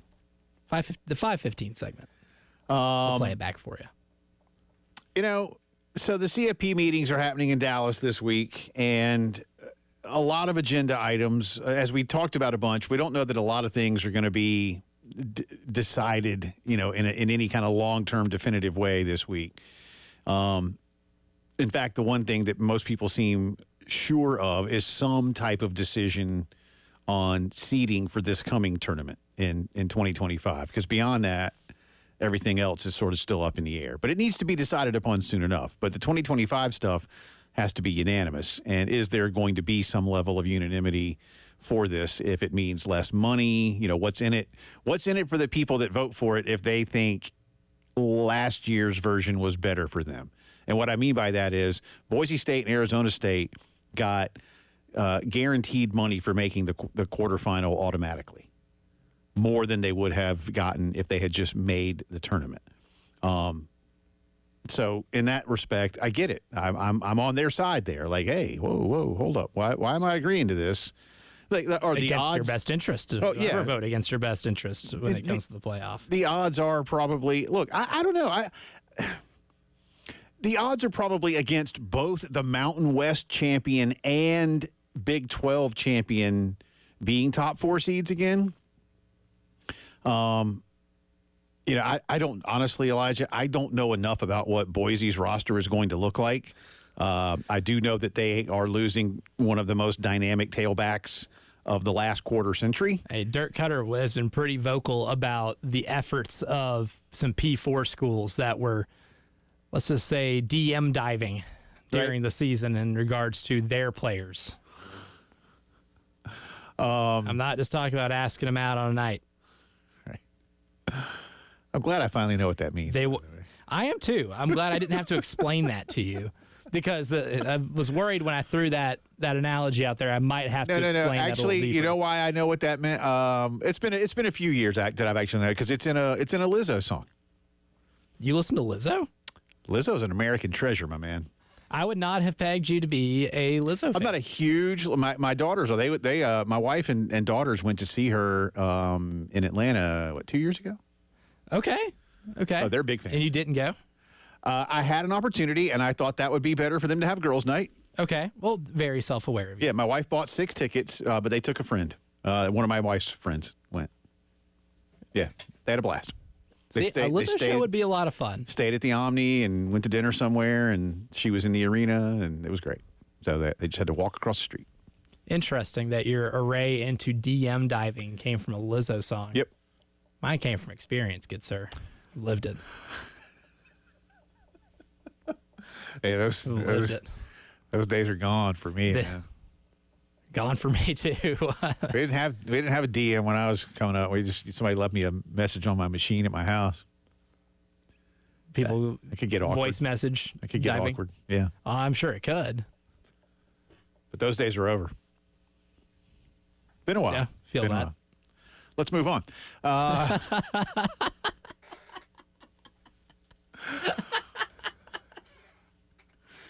That's funny. Just saying. Let's move on. Times have changed. They have. No one paged you? Nope. Never had a pager. Thank God. Oh, wow. Okay. A couple of buddies of mine did, actually. And I'm like, yeah, do you need that? Well, it's just, I'm like, okay. If you think you need one. I don't need that. You're checking it on their belt and looking down at it like that. I want one for a day just to know what it's like. Do they still make them? Surely. I mean, doctors still use pagers, right? Do they? I mean, you're probably right. I just why would you? One of my best friends growing up, his dad is a cardiologist, and this was back, when we were in high school. So this is like 2009 to 2012. He used his pager pretty frequently whenever he had to. Yeah, I remember doctors. I get it. And a few other people that need to be on call, doctors, plumbers, electricians. One buddy of mine that was a contractor had, he oversaw multiple job sites, So, needed a pager. Yeah, yes. I get it. But that was a long time ago. Anyway, where were we? What concessions do the SEC and Big Ten make? And how much of what they do in terms of maybe trying to get unanimity on reseeding the tournament this year also work into their favor or into the discussion for what you're looking at beyond 2025 and into the 26 through 31 decision? Because you just can't. I don't think you can just go marching all over everybody else, and you can't fully control this thing either. So here's the thing: the SEC and Big Ten may just go to all the G5, now what, I guess technically G6. I don't know what the Pac-12 is when it comes back around, in name only. But so for now, but do you just go to them and go, y'all are just lucky that we let you come in? You get some representation. Yeah, so we need you to vote for what we want. And then the Big 12 and the ACC will be the ones like, oh, we don't have any leverage. What are we supposed to do? So, I would like everybody to go into this thing feeling good about it, not being coerced. Right. Or at least go in there with your best interest in mind, be able to give and take. Because of the attitude of the ACC, if the ACC and Big 12 went into these things being like, oh, we don't have any leverage, false. Your leverage is you being in that room. Yeah. And having that type of voice. Hell, even the Conference USA has, I don't know about a ton of leverage, but they have a voice, and that they have a vote, and that matters. Matt Hayes has a piece today. He writes, the Big Ten and SEC want straight seeding for the 2025 college football playoff. The ACC, Big 12, and the other 6 FBS conferences don't. The question is, how badly do the Big Ten and SEC want it? He continues, bad enough to make the other conferences financially whole no matter what the format? Bad enough for guarantees with the future college football playoff format beginning in 26, where the Big Ten and SEC don't need unanimous agreement to change the rules? He says that's what's interesting about today, and I agree. In 26 and beyond, the SEC and Big Ten will set the format and how more than $1 billion annually is paid out just for the playoff. They were given this power, he writes, when the new media rights contract was negotiated because the rest of the bowl subdivision didn't want the 2 super conferences pulling away and forming their own association. So they're setting it up, and again, are you strong-arming people into we want 4 and y'all get 2 in terms of automatic qualification spots and all these kind of things? I don't know. I would like more incorporation of the Big 12 and ACC. And again, Elijah, what I would like is for all of these groups to get together, including the G5 schools, okay? And again, I'm gonna hurt some people's feelings of what I'm getting ready to say, but it is never my intent, I assure you. But these are the people that need to be playing one another, period, for the rest of the, for now. No, again, I got no issues with FCS football. Love it. Have friends that went to those schools. Know a couple of dudes that played football or other sports at FCS schools. I get it. But getting 1 check a year or sometimes 2 from bigger schools and saying, well, you're just lucky to get – I don't want to do that anymore. I don't want those schedules to be weakened, whatever. Y'all know what I'm trying to say. But I'm here, like Shane said to us last hour, I'm here for a 9th conference game. I'm here, obviously, for the Clemson game. And like Shane said, next year, this year, Virginia Tech. Next year, Miami. I think in future schedules, North Carolina and NC State come back onto the schedule. Yes, yeah, absolutely. And I've told you before, and I've told this audience before, when I was coming up and Carolina was an independent, you played Georgia Tech and you played Florida State and they played Virginia Tech, and they're going to do it again, but it's been a long time. But they played Virginia Tech a little bit more routinely. I'm here for that regionally. I'd love to see Carolina, Georgia Tech again. I'd love to see Carolina, Florida State again. That's great. We need that. Heck, even Dave Clawson, well, he's not there anymore, but Wake Forest. They could be back. They made a really good coaching. It's just, I'm not saying annually or anything like that, but play these power schools in your area. Play Virginia, schedule, Even then, for the G5 schools, to give them some incentive to maybe, in terms of the give and take, why wouldn't the SEC power the Sun Belt to say, hey, we are planning for 9 conference games, a Big Ten game, and a lot of our schools have annual ACC games against teams that are in their own state. That will leave a spot or 2 for some of these teams. We would love to partner with you and be able to schedule. That way your teams get checks and you can play on these, these games, these platforms that get a ton of viewers, and it helps you too, right? There's a way that you can still have some give and take and still be able to get what you want in these negotiations. The one caveat, I'm with you on the Sun Belt thing, but I have one caveat. And here again, some people aren't going to like what I'm getting ready to say. Oh, because the Sun Belt can beat some SEC teams? No, not that. Not that. They've done it before? Although yes. But App State will scare anybody. I'm not sure South Carolina should play Coastal. because I don't know what's in it for Carolina relative to Coastal. Now, my buddy Chance Miller doesn't want me to say that. So you play Troy. What do you say nothing's... Play Troy. When you say nothing's in it for South Carolina, I mean, if Carolina wins, they're supposed to. When it's an in-state school, and if Coastal wins, they're not supposed to, and then they get to beat their chest. Well, that's the fun part about it. Yeah, I mean, don't lose to a G5 school. Well, don't worry about it. That's fair. I know if they play, that's fine. I just I'm wary of that at times. Of the possibility of Well, again, it's like why won't Ohio State play Cincinnati? Because they don't want to lose. And we have to rid college football coaches of that. I'm with you. Because that also gives you a frame of reference when it comes to choosing the G5 champion. It's not going to be as blatantly obvious as Boise State was this year. Right. That's not going to happen every year. And that's why I'm saying frame of reference for the strength of the conference relative to power conferences. Yeah, I'd love to see again. I know this sounds hard, and there needs to be something done to, as Shane said last hour, to make sure there's full balance. So, in other words, within the Southeastern Conference, Carolina, Georgia, Florida, Kentucky, we know they have their annual in-state rival that is from the ACC. Mm-hmm.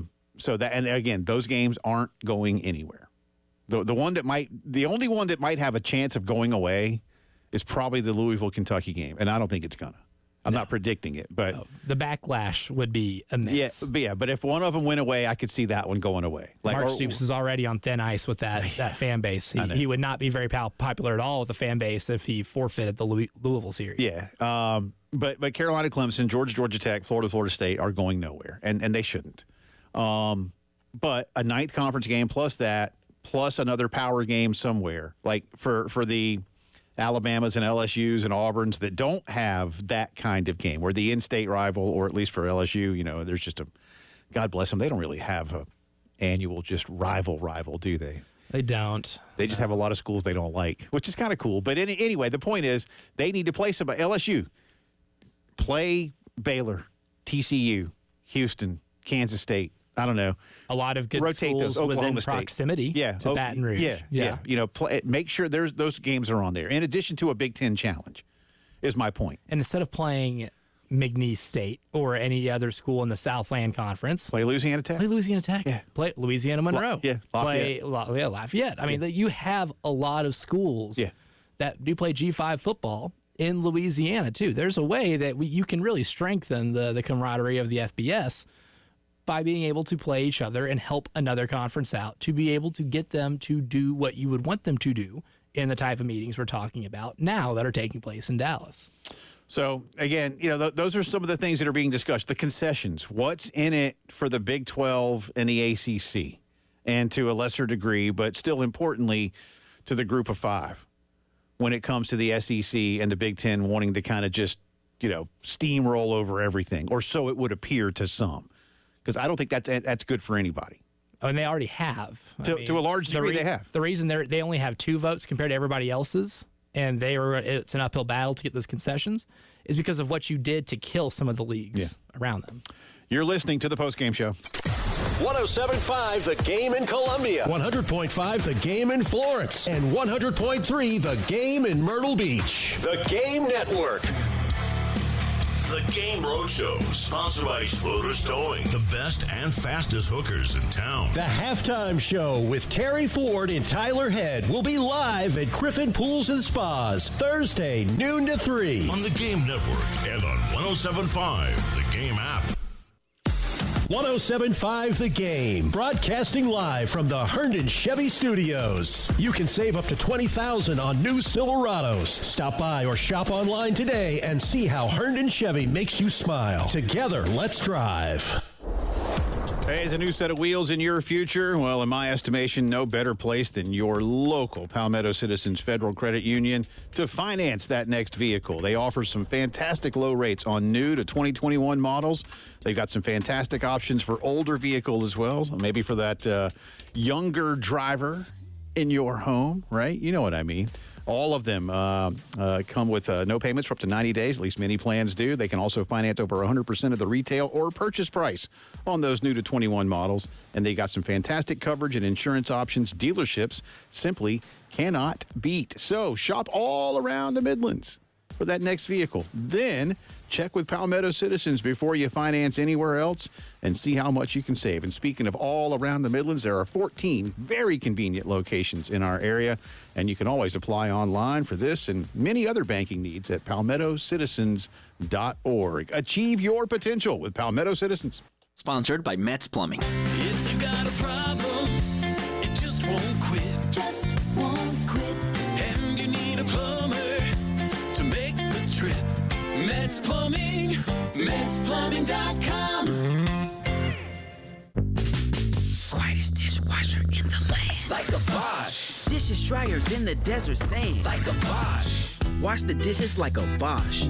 Clean like a Bosch. Check out the selection of Bosch dishwashers at the Nest in the Vista. Offers not in conjunction plus tax tags entitled with approved credit. Call 888-411-7640 for details. JT needs to sell 50 Jeeps or Rams almost immediately. So right now at JT's, all reasonable offers and some unreasonable offers are being accepted. JT won't say no to nothing. If you've ever wanted a new Ram truck or Jeep of any kind, this week may be the best week in history to make an offer at JT's Jeep Ram. And don't be discouraged because of credit issues. JT has the power to say yes. JT's Jeep Ram 378 Lexington or the all-new JT's Jeep Ram Greystone Boulevard. This is Larry Leitner, owner and founder of Midstate Roofing, and for nearly 30 years, we've continued to be the proven leader in the roofing and waterproofing industry. Midstate Roofing's proven history is your assurance that our professionals at Midstate Roofing will provide the proper advice, service, and results to the needs of your facility in a manner both safe and pleasing to your operation. From high-rise to hospitals, manufacturing to industrial, Midstate Roofing designs and installs bonded systems with a protective guarantee that will keep your operation dry and running long into the future. 24 hours a day, 7 days a week. And this is Blake Leitner, reminding you to protect that roof with a maintenance contract. Call me today at 803-356-1919 or online at midstateroofing.com. That's midstateroofing.com. You'll speak to an on-call technician after hours or a Midstate Roofing staff member during hours at 803-356-1919 or online at midstateroofing.com. And as always, tell them Midstate Twins. If you have a leak, let Midstate Roofing take a peek. Hey Gamecocks, Ben Cato, third generation owner of Cato's Power Equipment, with some great news for anyone looking to add some new lawn equipment to their garage or trailer. Just in time for spring, we've got awesome financing options that let you spread your Steel, Toro, or Gravely equipment purchase out over 3, 4, or even 5 years with no interest. For any budget, any yard, Cato's Power Equipment has the best equipment around, with top-notch service to back it up. Come shop our huge selection of zero turns today. What you're talking about. Sponsored by Love Chevrolet. The best selection of new Chevys. Right now. No hassle, no ridiculous add-on stickers. I-26 at Harbison and at lovechevy.com. Together, let's drive.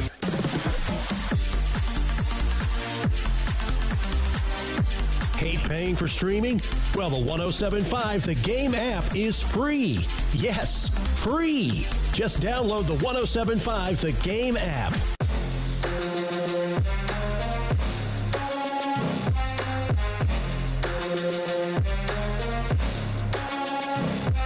Postgame Show with Jay Phillips and Elijah Campbell on the Game Network and on the 107.5 The Game app.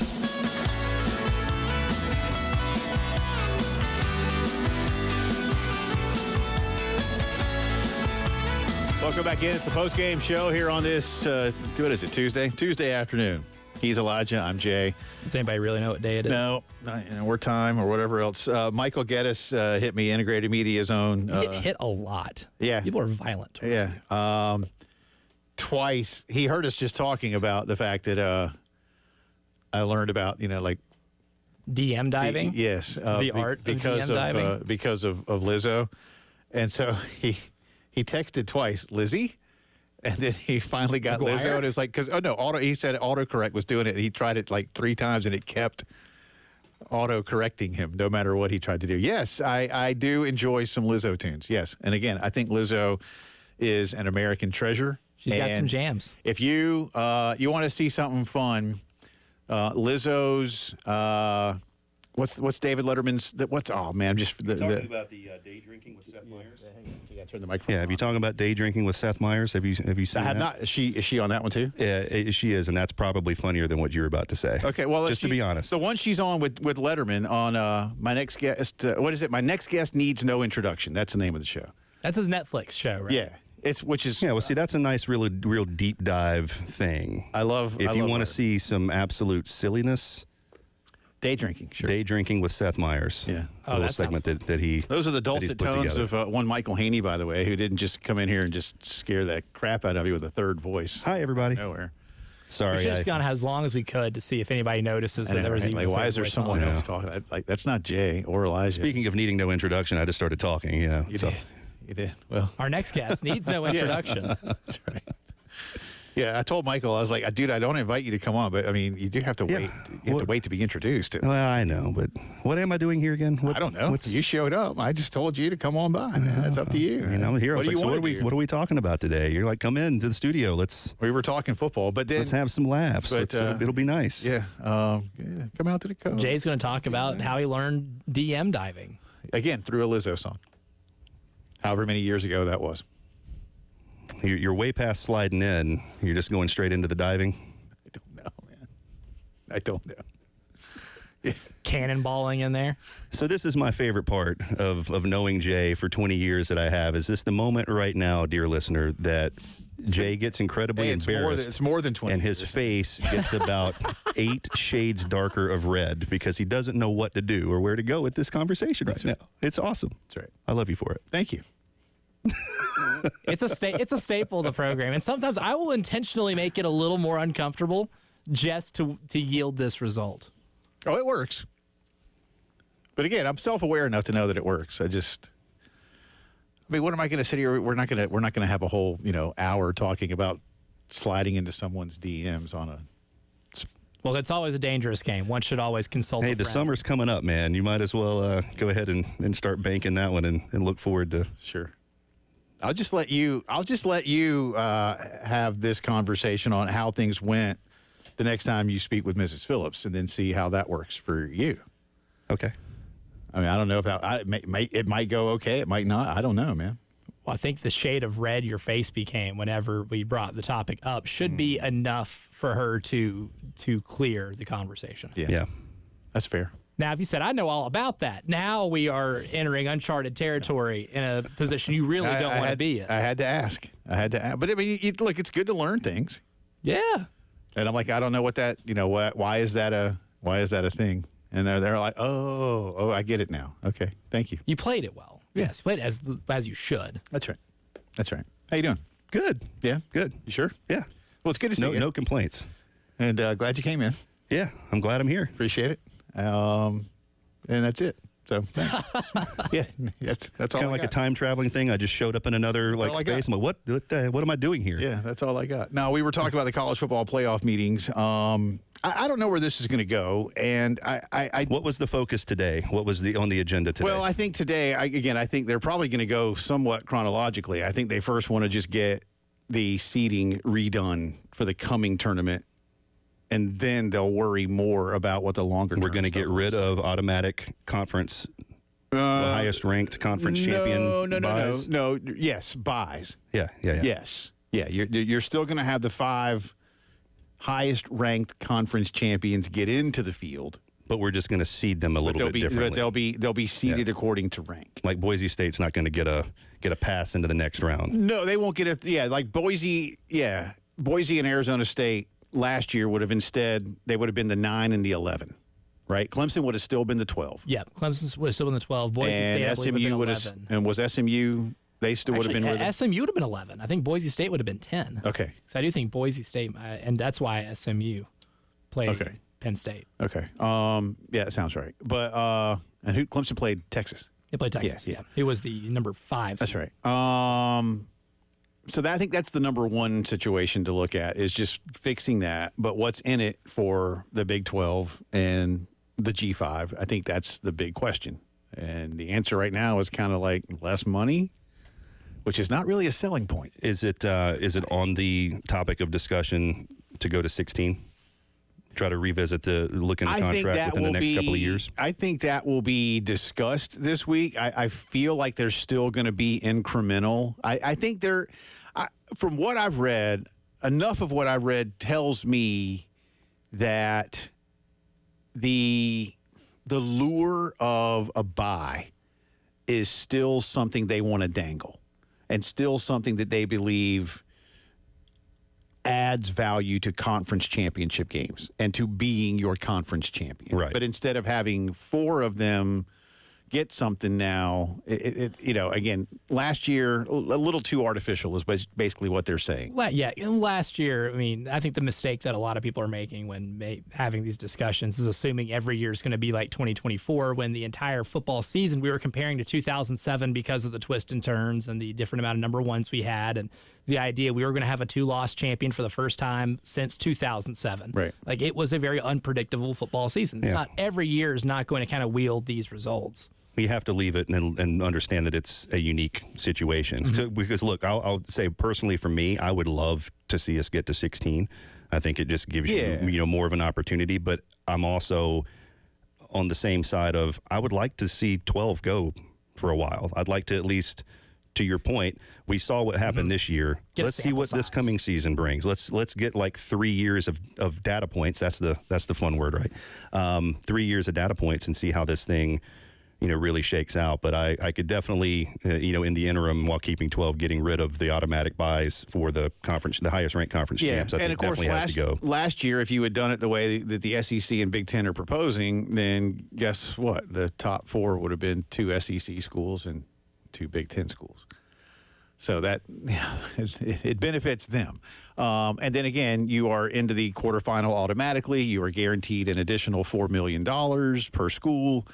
And so it makes a lot of sense. I think, honestly, Michael, to your point, I don't disagree with you about let's let 12 run for a while, but I think they're going to let 12 run for another year. I think when this thing gets decided upon, and they probably won't make the final decisions for the future until April. Yeah. But they'll discuss them this week. They'll get the one. I think they'll talk about the seeding this week, and they'll make a decision on that. I don't know that for sure, but I feel like that's what they'll do. And then they'll have discussions on everything else, and then everybody goes back to campus for the next 2 months, and then they come back and talk about it. Well, what I can appreciate is let's figure out how this thing is going to work. Again, let's get another year of it. But whenever a decision is made one way or the other, if it's stay at 12 or expand it to 16, let's make that decision quickly, and then let's just lock something in and stay, so that we are there for a while. And when can they look? I imagine the new deal does have. It's a 6-year deal, so they have like a 3-year look in probably. Well, it wasn't the whole deal that after this year, then they can make a change to it. Like it was 12 locked in for just. They wanted to, and they could get everybody to agree upon it. You could have changed. Yeah, they could have done more. This offseason. Right. Right. Which I don't think would have been the right move. Like you really need to understand exactly what you have because. Again, to your point, Elijah, this past season is not going to happen exactly like it did this coming year. But I think 16, does something that we need more of throughout the entire tournament, and that's provide more games on campus. And that's what I think is what you should be playing for in the regular season. Again, you're playing to be at home. Yeah, I don't really care that the blowout games happened in those things because I loved seeing those schools get to host a playoff game. Yeah, it was awesome. Yeah. That was really cool. That's what it should be about. That's what makes college football so great. We'll continue this discussion, get into a few NFL mock drafts. Our good friend Michael Haney is hanging out with us here on a Tuesday postgame show. 107.5 The Game in Columbia, 100.5 The Game in Florence, and 100.3 The Game in Myrtle Beach. The Game Network. Here's what's on tap on The Game. Sponsored by Columbia Craft. Green Street in the Vista. Craft beer famously hopped. Tuesday, the Gamecock baseball team host Gardner Webb. Pregame at 6:15 p.m. on 98.5 OMG. That's what's on tap on The Game. Sponsored by Columbia Craft. Get ready to smile because Herndon Chevrolet, your hometown Chevy dealer, is offering an amazing deal right now. Get up to $20,000 off new Silverados. Yes, you heard that right. Up to $20,000 off. Don't wait. Head over to HerndonChevy.com today and drive home in the truck of your dreams. Chevy, together let's drive. Herndon Chevrolet, Herndon makes you wanna smile. Call 803-510-5447 for complete details. Honey, would you take a seat? I have a confession to make. What is it? What's wrong? Well, I was out driving today and I saw some hookers on the side of the road. A bunch of huge, professional, beautiful-looking hookers. So I did what I was supposed to do. I slowed down and I moved over. You slowed down for the hookers? Well, yeah, it's the law. There was a whole fleet of Schroeder's towing trucks assisting with an accident. Wait, what did you think I was talking about? Schroeder's Towing reminds you to slow down and move over for all first responders. Schroeder's Towing, the best and fastest hookers in town. If you have IRS tax problems, it can seem like a vicious cycle that never ends, year after year. Just getting the mail can be stressful and overwhelming. Don't let it ruin your life. There is a solution. Since 2008, the attorneys at Ecton Law Firm have devoted their practice to the resolution of tax problems for individuals and businesses across the Carolinas. We have the knowledge and experience and are dedicated to the success of each client. We are local attorneys with local solutions. At the free initial consultation, we'll listen to your concerns, your goals, and explain the systematic process we use in solving your tax problem. From that initial meeting, you'll see there is a solution. We're dedicated to improving your life by solving your tax problems. If we sound like someone you want to work with, take that first step. Give us a call at 803-771-9800 or go to ectonlawfirm.com. You'll be glad you did. I had the worst dream last night. You were in a car crash, and the kids and I were on our own. We had to move out of the house because I couldn't afford it anymore. That's awful, hon. My brother was saying he got life insurance from Ethos. With Ethos, it only took 10 minutes, and he got $2 million in coverage for around $2 a day. It's all online. No medical exam. He just answered a few health questions right from his house. Ethos, here we come. Visit getethos.com. That's getethos.com. Sample rate is a 10-year term life policy for 35-year-old healthy, non-smoking male. Build monthly. Offers not in conjunction plus tax tags entitled with approved credit. Call 888-411-7640 for details. JT needs to sell 50 Jeeps or Rams almost immediately. So right now at JT's, all reasonable offers and some unreasonable offers are being accepted. JT won't say no to nothing. If you've ever wanted a new Ram truck or Jeep of any kind, this week may be the best week in history to make an offer at JT's Jeep Ram. And don't be discouraged because of credit issues. JT has the power to say yes. JT's Jeep Ram 378 Lexington or the all-new JT's Jeep Ram Greystone Boulevard.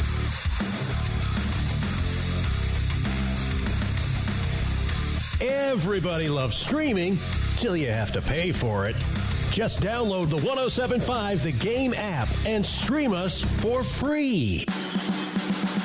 And now, WIS TV traffic sponsored by Wetzel's Automotive on the Game Network.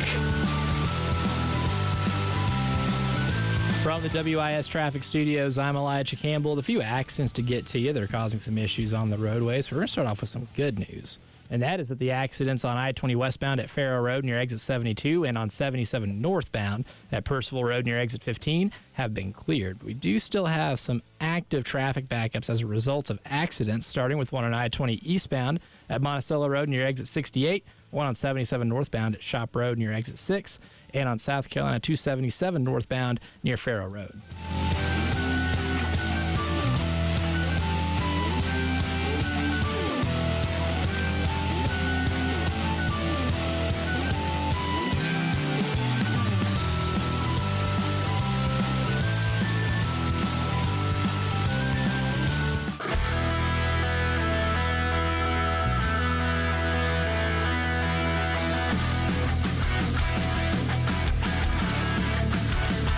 You're talking about, sponsored by Love Chevrolet on the Game Network and the 107.5 The Game app. And can never be fully prepared for that. You can't. I don't know why that happened. We need to fix that as quickly as we can. Hi, welcome back in. Alongside Elijah Campbell, I'm Jay Phillips. Our good friend Michael Haney is hanging out with us here. Michael should have brought an electric guitar to start riffing once that ends. Yeah, that I know, way right? We still have a little keep riffing a little bit. I suppose. Kind of like the Nashville SC Soccer Club. That's what they do right before kickoff. They have the riff of the game. Yeah. So they have a Nashville cat get up with the electric guitar and his pedals and just play a really wicked riff right before they kick the ball off. Yeah, sounds fun. Darryl Hall was one time. I think this was a couple of years ago. Yeah, like that. And they bring in some big names too. They do. To go out there and shred before they the do. game. Yeah, absolutely. Pretty sweet. Got to get some folks in the stands somehow when your team's not very good. That's fair. And the tickets are expensive. Come pay $200 to watch this team lose 3-0.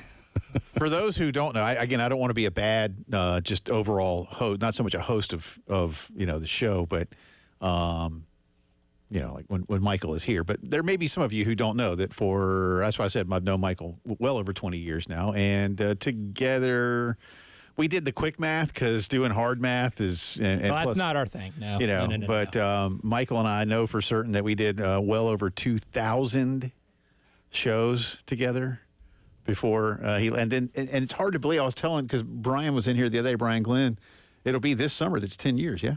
Yeah. It's crazy. I know. 10 years, man. I know.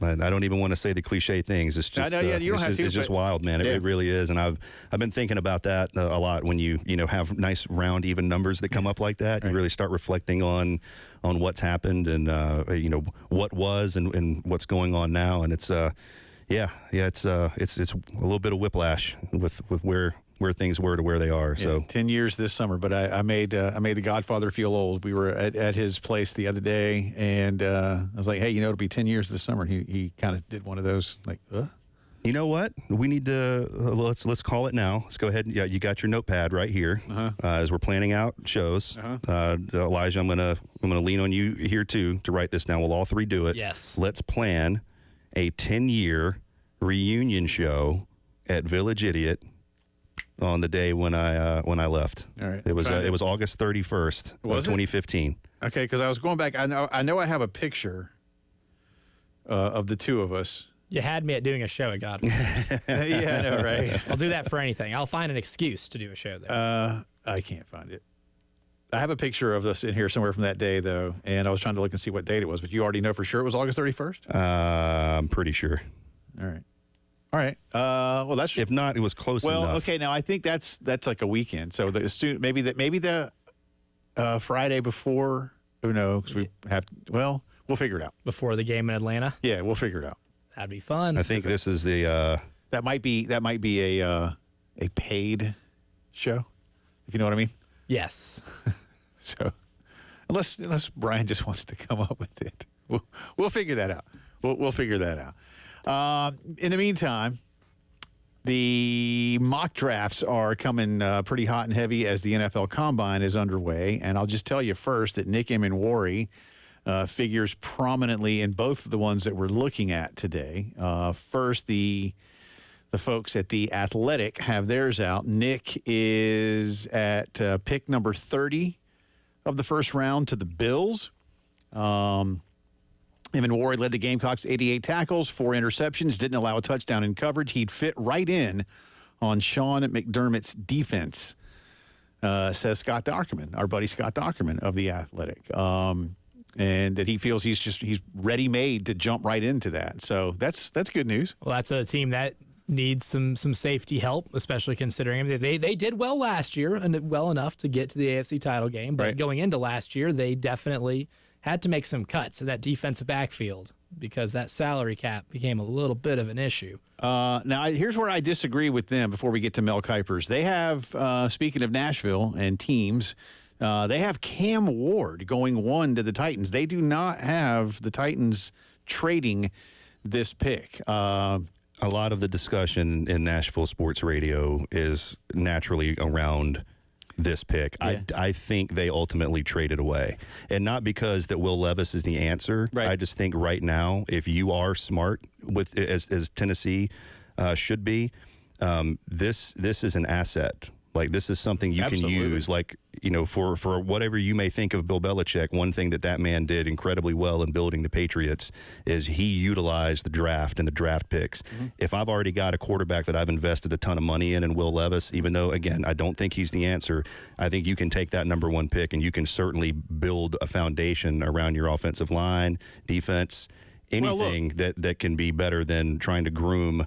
Cam Ward's great. Yeah. But you're still going to have another 2 or 3 years of growing pains because, look, Jaden Daniels is awesome, but there's only one of him. Right. And not every rookie is coming in and having that kind of year. I think they're going to look at Jaden Daniels and what he's been able to do. They're going to look at what CJ's been able to do and say, okay, there's somebody who these rookies are starting to come along. Now, there's going to be flops as well. David Ubben says Ward is the best bet in this draft to become a franchise quarterback. So he's saying that over Shedeur. Again, I don't know as of yet. I'm with Michael, and obviously, Elijah, you know that. I think trading this pick, now you're not going to go too far, right? You know, I mean, you're working with somebody likely in the top 5. I mean, Cleveland's at 2, Giants at 3, Patriots at 4, Jaguars. But it's a number 1 pick. Go get 2. See if you can work yourself into another number 1 this year. Yeah, do what the Panthers get another number 1 this year. Yeah. See if you can get an early 2 next year. Build it out. Like make it a 3-year take kind of deal. advantage of a team that's quarterback thirsty. But who is that? That's the question. The Giants. Giants could definitely be that. The Raiders could be that if they don't get. Raiders are at 6. Russell Wilson, and here's the Carroll. thing: if you trade with I don't disagree. But again, if you trade with the Raiders at 6, then you're not going to get Abdul Carter. That's true. He's gone by then. You're probably not going to get Travis Hunter. He's gone by then. And if they draft an offensive lineman in the first round for the 3rd straight year, I think there might be Will Campbell, civilian revolt. At least in this mock, Will Campbell from LSU is at number 4 to the Patriots. And that's absolutely what the Patriots need. So I'm not sure that the Patriots are going to be interested. They'll be like, we need to protect our guy. Mm-hmm. And so that's what we're going to go do, which is why if you don't trade it, you don't take a quarterback. Look, you might be able to get Aaron Rodgers for a year. And I'm not saying that's the answer either, because it's probably not. I don't think that's going to happen. But one of the Steeler quarterbacks is going to go. The Steelers have basically said that. Sam Darnold is probably going to be available. Sam Darnold could be available. I mean, Tennessee, again, there are number 2 quarterbacks out there right now that the Titans can go get. Mm-hmm. in the free agent market or in a much more favorable trade market. Now, again, you're right, Michael. They can go get something big time with trading the number 1 pick.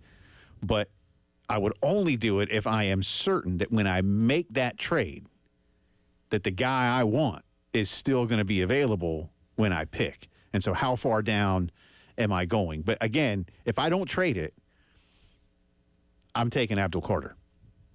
Because I just he's think the best player in the draft. He's the guy that makes a difference. And one of the things that I was saying to Elijah is, look, you got to go. You got C.J. Stroud twice a year. You got Trevor Lawrence twice a year. Eventually, I do think Anthony Richardson is going to grow into everything, and then you've got him twice a year. You need somebody that can go get after quarterbacks. Abdul Carter is that guy. Yeah. So if you don't get what you want, I wouldn't like him and haw about it. Look, it doesn't matter what level of football you are. It's in the trenches. You build from there, and then the rest of your team can flourish. Even if they're not the greatest skill talent-wise, if you have game changers in the trenches on both sides of the ball, you can have a mediocre quarterback look like a Hall of Famer because he's got protection. So those are the ways that I would go with it. And I don't think that Will Levis, like I said earlier, is the answer. But if it's not a defensive end pick like that, if they don't trade it, then go find yourself a nice offensive lineman that can lend better protection to Levis. He's still got a lot of things he needs to work on in terms of decision making because, my God, you could go few and far between or go a long distance, of seeing quarterbacks just make absolutely horrendous decisions that Will Levis made. He's a meme. He is a football playing he meme. Absolutely is. It was like that shot, I'm trying to remember who they were playing. It was the 2nd or 3rd game of the season, and he did something so incredibly stupid to turn the ball over in the inside the 10-yard line. Jets game, I think it might have been it. And they did a cut to Callahan, the head coach, and he just. You didn't need to be an expert lip reader to see. It's like, what the blankety blank are you thinking? And walking on the field screaming it at him. It's like, you are a paid $1 million plus NFL quarterback, and that's Pop Warner stuff. You don't do that. Yeah. We'll come back on the other side. Mel Kiper has his mock draft out. Who does he have at number 1? Where does he have Nick Emmanwori in the first round? You'll find out. This is the Postgame Show.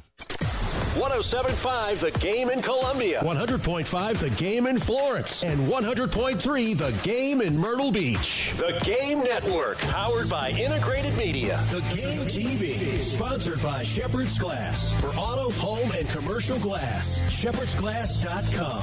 In Chapin and West Columbia. The Game TV, sponsored by Shepherd's Glass. I'm Bill Ryder with the Sports Minute, sponsored by TaxSlayer. Start filing for free today at TaxSlayer.com. Good for the Green Bay Packers, who have raised their hands and said to the rest of the NFL, it's time for the tush push to come to an end. Yes, the Eagles used it to great acclaim to help become Super Bowl champions, and it was a fair and legitimate football play this past season, but it's too inevitable, too easy, and frankly, stupid. It should end. I'm Bill Ryder.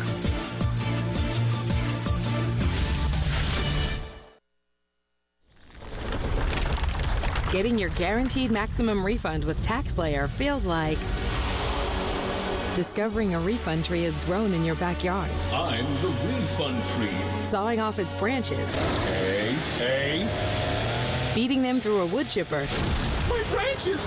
My beautiful branches! And dancing in its refund rain. Start for free and get your guaranteed maximum refund. TaxSlayer. File fearlessly. You ever try fixing your car and realize you're missing that one part? Yeah, been there. That's why eBay's my go-to. They've got millions of parts, guaranteed to fit. I'm talking brake pads for when yours have seen one too many miles of stop and go. Oil filters, because you don't mess around with your engine care. Even got this cold air intake on my watch list. I might just go for it. To keep the ride cool and your DIY streak hot. Find all the parts you need at prices you'll love. Guaranteed to fit every time. eBay. Things, people, love. Eligible items only. Exclusions apply. I've just been feeling so sluggish lately. You should try the Metamucil 2-Week Challenge. The Metamucil 2-Week Challenge? Yeah. Metamucil 4-in-1 Fiber helps trap and remove the waste that weighs you down. Start your daily routine now, and in 2 weeks, you could be feeling great. Well, it's been 2 weeks. How you feeling? Lighter and feeling great. If you want to feel lighter by promoting digestive health, sign up to take the 2-week challenge at Metamucil.com. These statements have not been evaluated by the Food and Drug Administration. This product is not intended to diagnose, treat, cure, or prevent any disease. I had the worst dream last night. You were in a car crash, and the kids and I were on our own. We had to move out of the house because I couldn't afford it anymore. That's awful, hon. My brother was saying he got life insurance from Ethos. With Ethos, it only took 10 minutes, and he got $2 million in coverage for around $2 a day. It's all online. No medical exam. He just answered a few health questions right from his house. Ethos, here we come. Visit getethos.com. That's getethos.com. Sample rate is a 10-year term life policy for 35-year-old healthy, non-smoking male. Billed monthly. Huge news. Right now at Wendy's, you can get a Son of Baconator for just $3. I don't think you understand this situation. The Son of Baconator is only $3 for a limited time. You know, smoked bacon, rich melted cheese. That Son of Baconator is only $3. Thank you to whoever wished upon that star.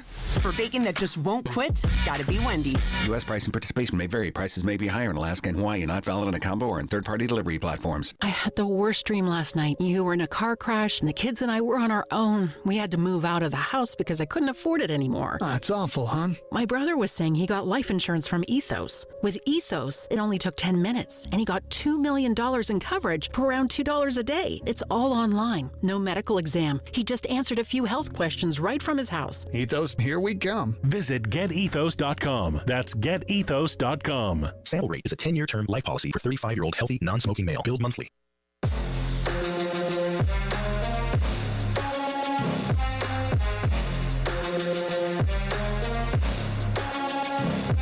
Postgame Show with Jay Phillips and Elijah Campbell on the Game Network and on the 107.5 The Game app.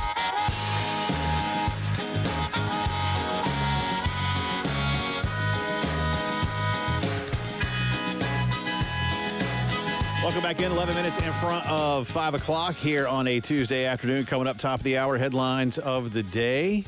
Is Travis Kelce coming back? Maybe.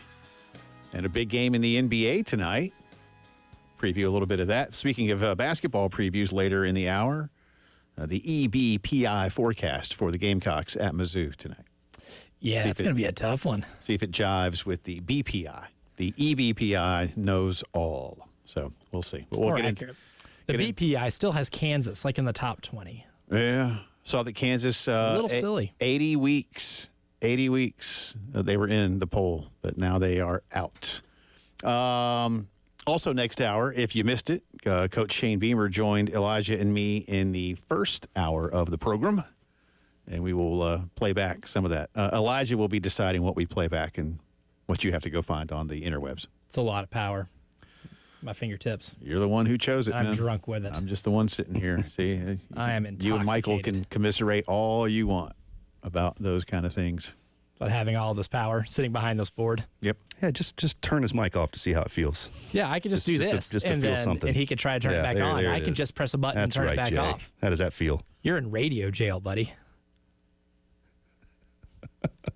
As he shrugs. I can't say anything. Oh, yeah, you can't because I can just turn it back off. I have so much power right now. I have so much. Again, I am just completely intoxicated with this, but I'll let you back on. Permission granted. Thank you. Welcome So back. you can tell everybody the Mel Kiper mock draft if you want to. He's got Abdul Carter going number 1. He says the quarterback question looms large here. Could Tennessee trade the pick to a QB-needy team looking to land Cam Ward or Shedeur Sanders? Sure, he says. Could Tennessee also choose to take one of those passers? Of course. But he believes there are other ways to attack quarterback, including Aaron Rodgers. No, I wouldn't do that. But he says for a Tennessee team that was 25th in pressure this past season, sliding him next to Jeffrey Simmons and Devondre Sweat makes a lot of sense. Amen. Yeah, Devondre Sweat had a really good year. That's a big boy. He takes up a lot of space. You either trade this pick or you take Abdul Carter. If you take look, I like Cam Ward. I don't know enough about Shedeur. I saw Cam Ward play more than I did Shedeur. I know people are high on Shedeur. That's great. I'm not discounting him or doubting him. I believe it or not, I was not the guy who was like glued in to watch Colorado football the way a lot of people were. So I just there's that. He's got Cam Ward going number 2 to Cleveland.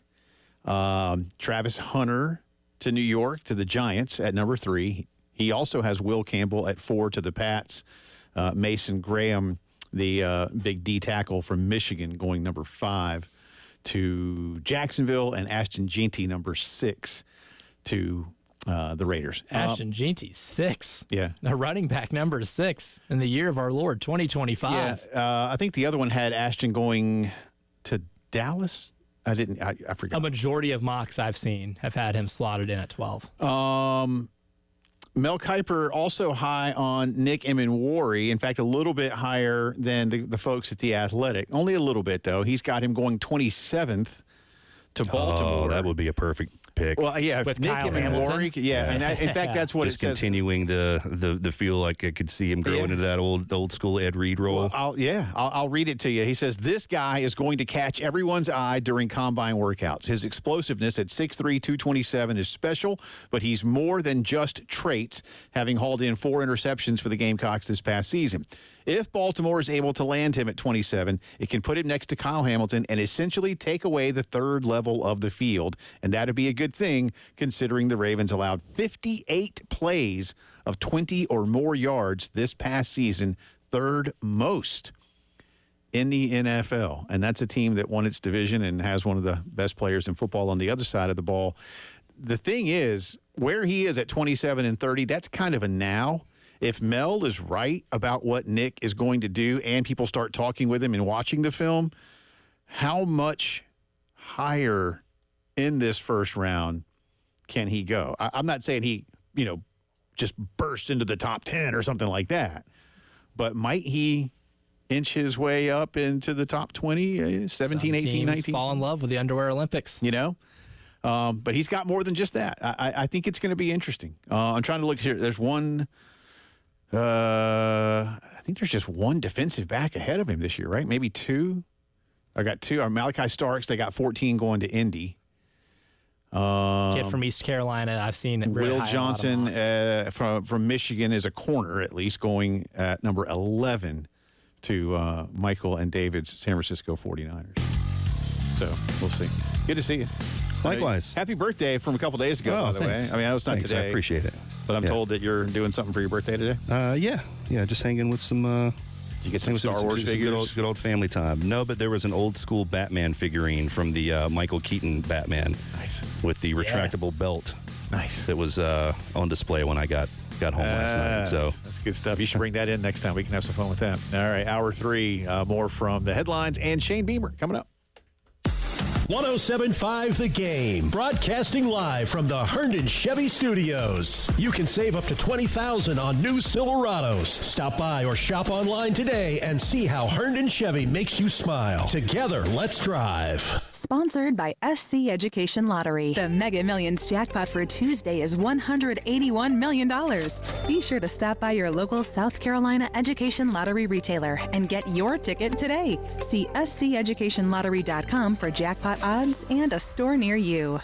This is Larry Leitner, owner and founder of Midstate Roofing, and for nearly 30 years, we've continued to be the proven leader in the roofing and waterproofing industry. Midstate Roofing's proven history is your assurance that our professionals at Midstate Roofing will provide the proper advice, service, and results to the needs of your facility in a manner both safe and pleasing to your operation. From high-rise to hospitals, manufacturing to industrial, Midstate Roofing designs and installs bonded systems with a protective guarantee that will keep your operation dry and running long into the future. 24 hours a day, 7 days a week. And this is Blake Leitner, reminding you to protect that roof with a maintenance contract. Call me today at 803-356-1919 or online at midstateroofing.com. That's midstateroofing.com. You'll speak to an on-call technician after hours or a Midstate Roofing staff member during hours at 803-356-1919 or online at midstateroofing.com. And as always, tell them Midstate Twins. If you have a leak, let Midstate Roofing take a peek. Offers not in conjunction plus text tags and title with approved credit. Call 888-411-7640 for details. JT needs to sell 50 Jeeps or Rams almost immediately. So right now at JT's, all reasonable offers and some unreasonable offers are being accepted. JT won't say no to nothing. If you've ever wanted a new Ram truck or Jeep of any kind, this week may be the best week in history to make an offer at JT's Jeep Ram. And don't be discouraged because of credit issues. JT has the power to say yes. JT's Jeep Ram 378 Lexington or the all-new JT's Jeep Ram Greystone Boulevard. I'm Jason Reynolds. You may wonder if you're better off hiring a big corporate law firm with hundreds of lawyers, or should you go local? I'm Stephen Samuels. With the Samuels Reynolds Law Firm, you get me, or Jason, or Michael, or David. You have your own lawyer who can go toe-to-toe with anybody from big law to big insurance. Here's how you know. Call 803-779-4000. You won't get a robot. You'll get Abby or Andrea or one of our other wonderful people taking your call. Samuels Reynolds. True injuries, true lawyers. Imagine a scrapbook filled with all your favorite memories of 75 years at Darlington Raceway. Now imagine that scrapbook going 190 miles per hour. Have you ever? No, I've never. You don't have to imagine it. You need to get to Darlington, where the drivers of today tackle the track too tough to tame, just like they did your first time. NASCAR Throwback Weekend at Darlington Raceway, April 5th and 6th. Get your tickets now at darlingtonraceway.com. Discover South Carolina. Hurricane season is here, and it's important for residents to ensure that they are protected. Most homeowners and renters insurance policies do not cover flood damage, so it's essential to purchase a separate flood insurance policy to help you recover quickly and protect the life you built.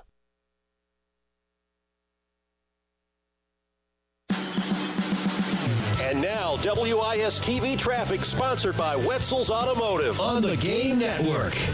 From the WIS Traffic Studios, I'm Elijah Campbell with many accidents to get to you that are causing some issues on the roadways here in the Midlands, starting with one on Hugh G. Street near Blossom Street, Highway 1 at Augusta Road at Parkland Road and Decker Boulevard, Highway 6 at US 1 near East Main Street, Olympia Avenue near Virginia Street and Bluff Road, Reimer Pond Road at Wilson Boulevard, Trentham Road near Highway 16 and North Beltline Boulevard, and then two on US 176 at Broad River Road, one close to Greystone Boulevard and River Hill Circle, the other near Woodrow Street.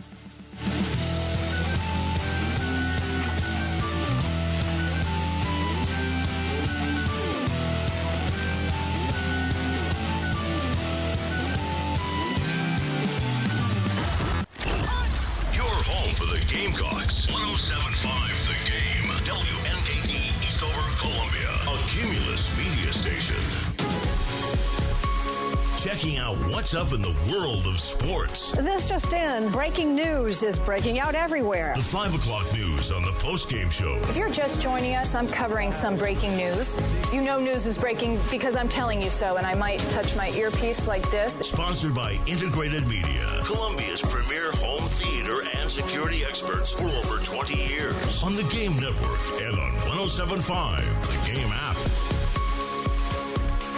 It is 5 o'clock news time on this Tuesday. Welcome back in. It's also the final hour of the post-game show along with Elijah Campbell. I'm Jay Phillips. We start with a little Carolina basketball and baseball. The men in Como tonight. We'll have an EBPI breakdown officially a little bit later on.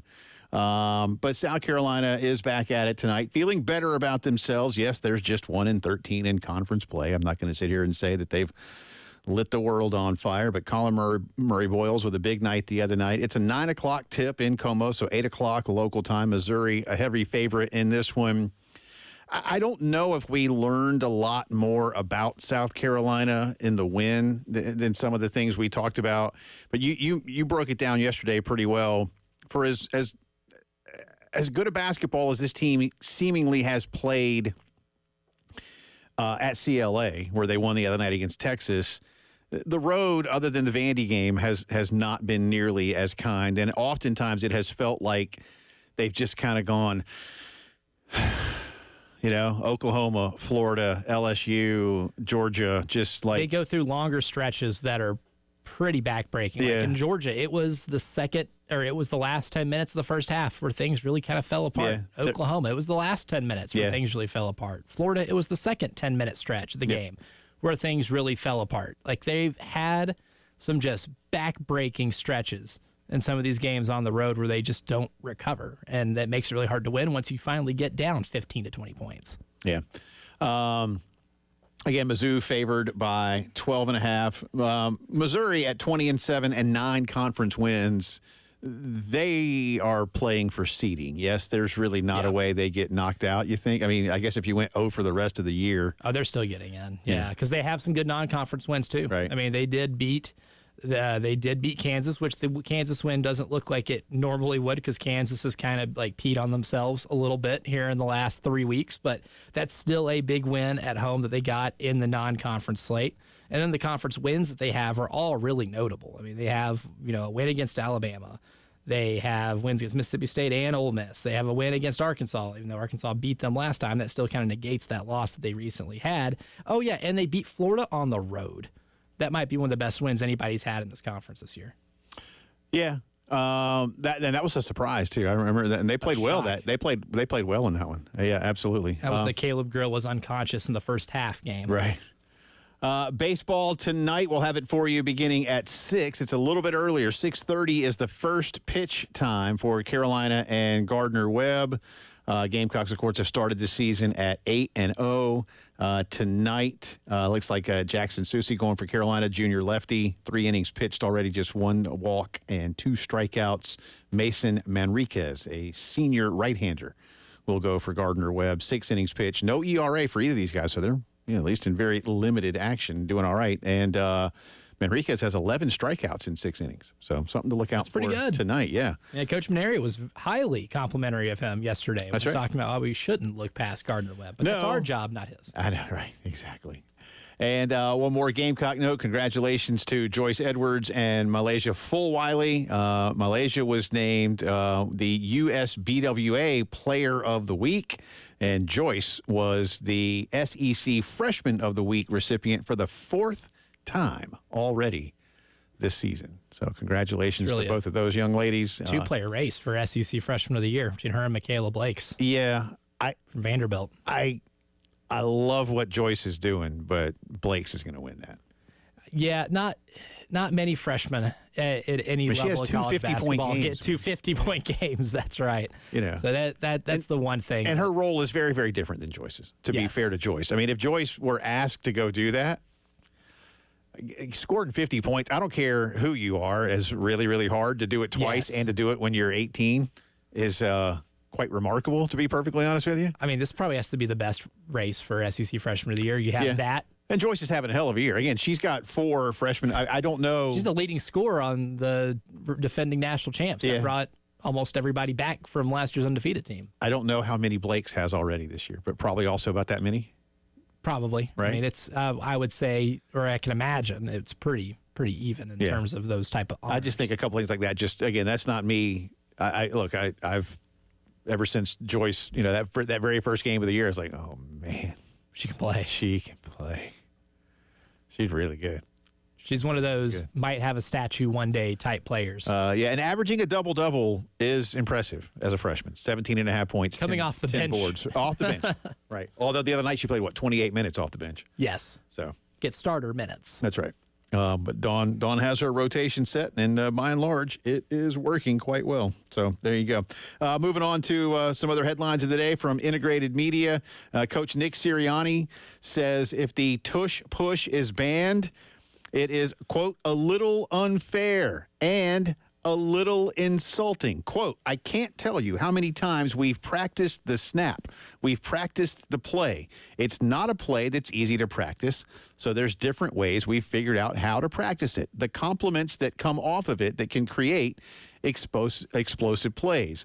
The fact that it's portrayed as an automatic thing, we work really hard, and our guys are talented at this play. So it's a little insulting to say we're good at it and automatic. We work really hard. We now know that the Green Bay Packers were the NFL club that put forth a proposal to ban the tush push.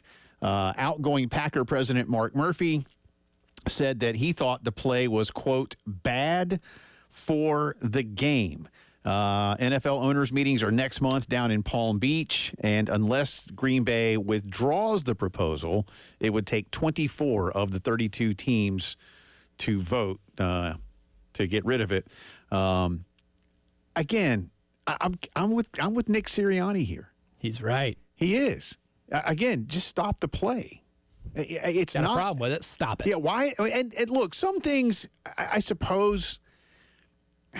I'm trying to think of something that could just be like, look, when they outlawed clotheslining players, okay, safety issue. That was bad for the game because you're like literally just wrapping your arm into someone's throat at full speed, things like that. Or, when you, at some point, man, you could grab the face mask. Yeah. I mean, these are, but this is not that. Or the Patrick Mahomes running out of bounds, acting like he's going to give up on the play and then goes, whoops, just kidding. Yeah. And then tight ropes up the sideline and picks up 15 extra yards because he knows that players can't hit him because that one's going to draw like a flag. That is something, right. I think every team should be really mad about. That is more of an insult to the game of football than a really well executed push at the line of scrimmage when it's 4th and 1. But in terms of like the tush push, and I know this is not apples to apples, and so I'm being hyperbolic to make a point here. But speaking of Mahomes, hey, Patrick, from now on, it wouldn't just be a Mahomes. They'd call it the Mahomes rule, but it wouldn't be him. But you can only throw to your tight end over the middle within 8 yards 5 times a game. Dumb. Well, and to be like, why? Well, because it's bad for the game. Because you're too good at it. Yeah. That's what it is. Yeah. That's what it is. You're too good at it. That's silly, right? It's silly. Like, no, stop them from doing it.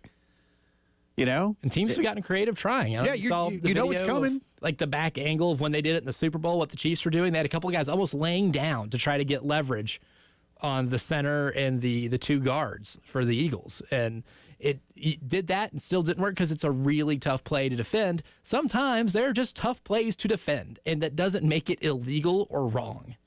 Raheem Morris is on the competition committee, the Falcons head coach. He says he would vote to ban it. Sean McDermott is also on the committee. And again, the Bills combined with the Eagles, we had this stat earlier, the Bills and Eagles have successfully used the tush push more than all the other teams combined. So 2 teams have used it more successfully than 30 teams. My suggestion to other teams, draft large quarterbacks. Yeah, but McDermott says, quote, there's always been an injury risk with that play, and that techniques have been potentially contrary to the health and safety of the players. All right, look, again, I'm not being callous here. This is football. The game is violent. Yeah. There is an injury risk every snap with all 22 people on the field. Every play. There isn't a play out there anywhere. There isn't a play that is free of risk from serious injury in the sport of football. Now, some have more meaningful risks. I get that. But to say, I don't. Anyway, we'll see. The owners I'd vote like to on see it. some empirical evidence of guys getting hurt on this play so much to the point that it has become an issue. Yeah, I think they're too good at it. And that's why I said that's why I said, Mahomes can't throw to his tight end over the middle within 8 yards more than 5 times a game. Aaron Rodgers no longer allowed to throw Hail Marys. Yeah, it's silly. It's silly. Speaking of Travis Kelce, the Chiefs GM, Brett Veach, said today, quote, "We're just operating as if he's here. He had a good conversation with Andy at the end of the year, and his intention is to finish out this contract. We're just focusing on our offseason plan. He's here. We're excited and looking forward to having him back." Now, that's how they feel. Travis Kelce has not yet made an official decision. His deal runs through next year. It includes an $11.5 million roster bonus that would be paid him on March the 15th. That's in addition to, I think, around the $15 million salary that he's going to get. Elijah and I made mention earlier in the year, I forget exactly when we did this poll with Rodgers and Kelce, and we came to the very simple conclusion that both will be back for one primary reason above any other. They both are going to make 8-figure salaries. Hard to turn that down. Why would you not? It's very hard to turn that down. I would not turn down an 8-figure salary. You're right. Simply, which is why they should give it to me. Yeah, I think they'll be back. Because I want it. And finally tonight, we get what we've all been waiting for. Well, I say all, but a lot of people have. Dallas at the L.A. Lakers. I wish this game were in Dallas. And they will play in Dallas later in the year, but by then, some of this is going to have worn off, right? You got about 20 regular season games left, am I right? And there might be some seeding implications for LA. So, when they go to Dallas, there will probably be some motivation to want to win that game to avoid having to play on the road for most of the games in the first round. That's still a real possibility. Lakers favored by 9.5. The BPI gives the Lakers 77.5% chance to win this game. Will the Lakers win this game? Yes. Okay. And as fate would have it, Anthony Davis is not available. Didn't see that coming. Nope. Shocked. Totally stunned. Do we even have a date of return yet for AD? I mean, sometime late March or mid-March. Shortly, I guess is I could pull it up on ESPN's fantasy app. If you play fantasy basketball, Jay Phillips, each team has a player card, and if they're hurt, it gives you an approximate date of return from their injury. And as fate would have it, I do have Anthony Davis. That was really dumb of me. His estimated return is March 7th. Oh my. Yeah. So still over a week out. Can't believe I did that. Yeah, I can't either. When you draft late in the first round, you're really going on upside, and you're really just hoping he plays as much as he did last year, and that was where I messed up. This game would be a lot bigger if it were in Texas. That would be massive. Yeah, but it's not. But that would be bigger. Because, again, by the time they do play in Dallas, it's okay. Now, we've already played once. And Dallas might even be out of playoff contention by that point. Yeah. But it's a big one, so I will not be staying. I imagine you'll stay up for that. I want to try to. 10 o'clock tip, man. Oof. Yeah, it's tough. But, I mean, the Carolina game will be over. This might have to be the iPad game. That's true. This might have to be the iPad game where I have Carolina on the TV, Mizzou on the TV, and then break out the old iPad for Carolina game will end, maps. I guess, somewhere in the second quarter of this one. Should, yeah. I mean, those. I could potentially stay up till halftime. Yeah. But I won't make it for the That's what I did for Luka's debut. I made it to halftime, and I was like, I am sleepy. Yeah, I might flip over for a minute and see what's going on. That's our Integrated Media headlines of the day, 803-948-8327 for all your home theater needs and so much more. Work with our great friends at Integrated Media. Come back on the other side. If you missed our interview with Shane Beamer, Elijah will pull some of it for you. We had some good stuff with the coach. You'll get it when the postgame show returns. 107.5 The Game in Columbia, 100.5 The Game in Florence, and 100.3 The Game in Myrtle Beach. The Game Network. Listen to Gamecocks baseball on The Game. And if a Gamecocks batter hits a grand slam, you could win cash. You could win cash. You could win cash. You could win cash in the Palmetto Citizens Federal Credit Union Grand Slam giveaway. Go to 1075thegame.com and register. Brought to you by Palmetto Citizens Federal Credit Union and The Game. 107.5 The Game, broadcasting live from the Herndon Chevy Studios. You can save up to $20,000 on new Silverados. Stop by or shop online today and see how Herndon Chevy makes you smile. Together, let's drive.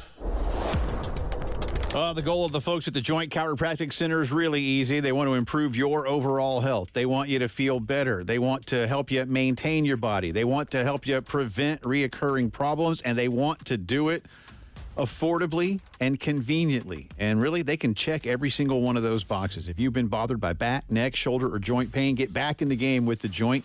You never need an appointment. You never have to worry about insurance. And if you've never been to a chiropractic center, for just $29, you'll get an initial visit that includes a consultation, an exam, and an adjustment. And once again, no appointment ever necessary. Monday through Friday, 10 to 7. Saturdays, 10 to 4. Conveniently located across the Midlands. Harbison Boulevard, Forest Drive in Forest Acres, Roberts Branch off Killian in the Northeast, and Sunset Boulevard in Lexington. Again, convenient, affordable, maintain a healthy body, prevent reoccurring issues. Remember, you don't have to feel bad to feel better at the Joint.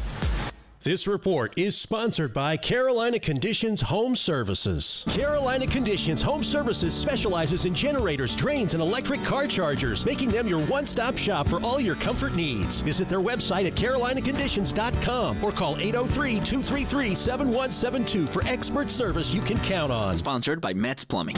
844-732-DRIP. If you got a problem, it just won't quit, and you need a plumber, Metz Plumbing, MetzPlumbing.com. Even if you haven't seen them yet, you know they're coming. Weeds. I'm Paul Romanstein, proud owner of Midlands Landscape and Lawns. And now is the time to get started on that beautiful lawn. Sign up for our Midlands Green Treatment Program, and our lawn experts will give your turf the fertilization it needs while conquering the weeds. Aren't you ready to have a green, lush lawn this year? Give us a try. Midlands Landscape and Lawns. Schedule an appointment today on hateweeds.com. That's right, hateweeds.com.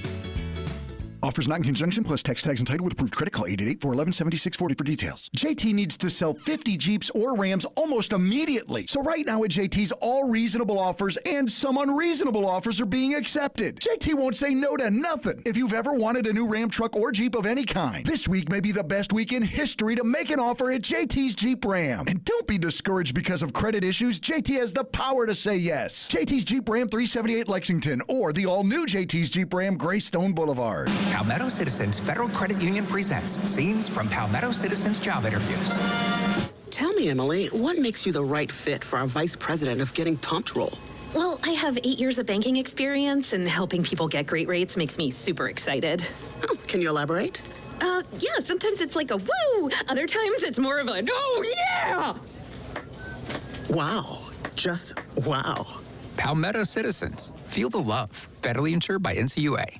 This is Larry Leitner, owner and founder of Midstate Roofing, and for nearly 30 years, we've continued to be the proven leader in the roofing and waterproofing industry. Midstate Roofing's proven history is your assurance that our professionals at Midstate Roofing will provide the proper advice, service, and results to the needs of your facility in a manner both safe and pleasing to your operation. From high-rise to hospitals, manufacturing to industrial, Midstate Roofing designs and installs bonded systems with a protective guarantee that will keep your operation dry and running long into the future. 24 hours a day, 7 days a week. And this is Blake Leitner, reminding you to protect that roof with a maintenance contract. Call me today at 803-356-1919 or online at midstateroofing.com. That's midstateroofing.com. You'll speak to an on-call technician after hours or a Midstate Roofing staff member during hours at 803-356-1919 or online at midstateroofing.com. And as always, tell them Midstate Twins. If you have a leak, let Midstate Roofing take a peek.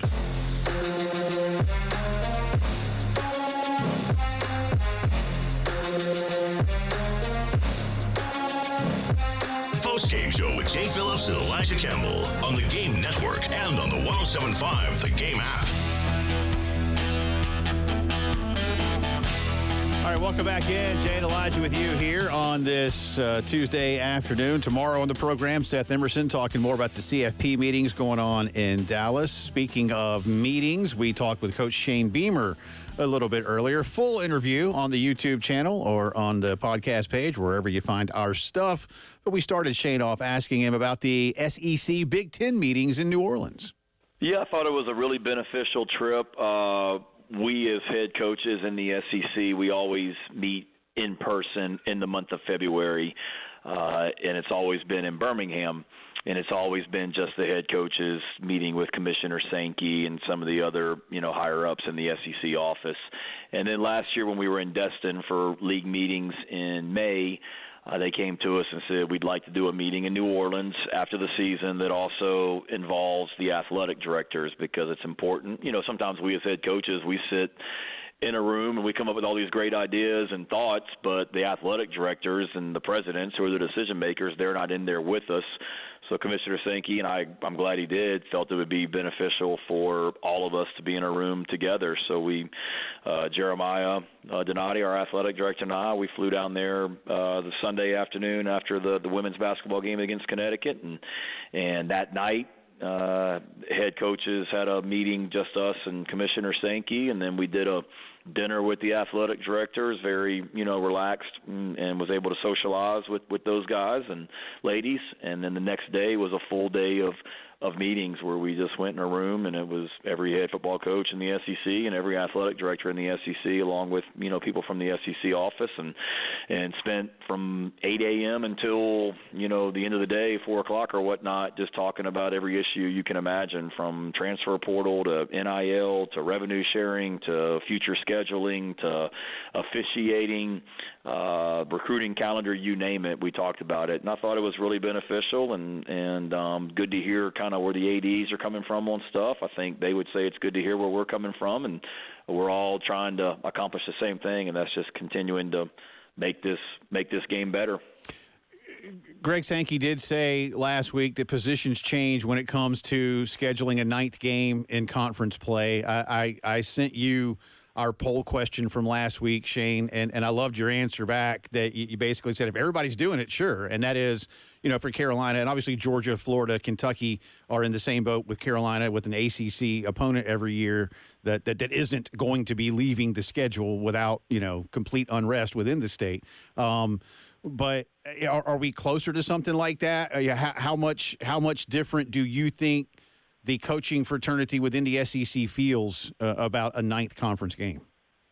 I thought that was a discussion that we had in New Orleans that probably got more, what's the word I'm looking for, more people injecting their opinion into that, ADs and coaches, than maybe any other topic that we talked about. I think there's a lot of people in that room that have strong opinions in regards to the scheduling, and there's certainly a lot of questions. What does the future of the college football playoff look like? Does it stay at 12 teams? Does it go to 16 teams? What does the SEC championship game look like? There were a lot of things that were brought up and discussed, and as coaches, I think we understand why there's a push for a ninth conference game. I think some athletic directors certainly were on board with that, and frankly some weren't on board with going to a ninth game, and I think you could say the same thing for coaches. So it was a healthy discussion. There's no question about it.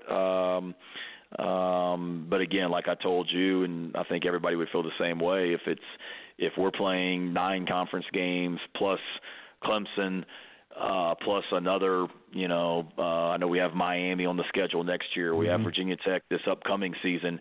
If we're doing that and the other teams in this league aren't, then that doesn't make a lot of sense. Right. But if we're all playing, 9 conference games plus 2 other Power 4 games, then sure, come on, we're competitors and bring it on. I just want to make sure that we're all in the same boat too, because if not, you're not doing what's best for your program.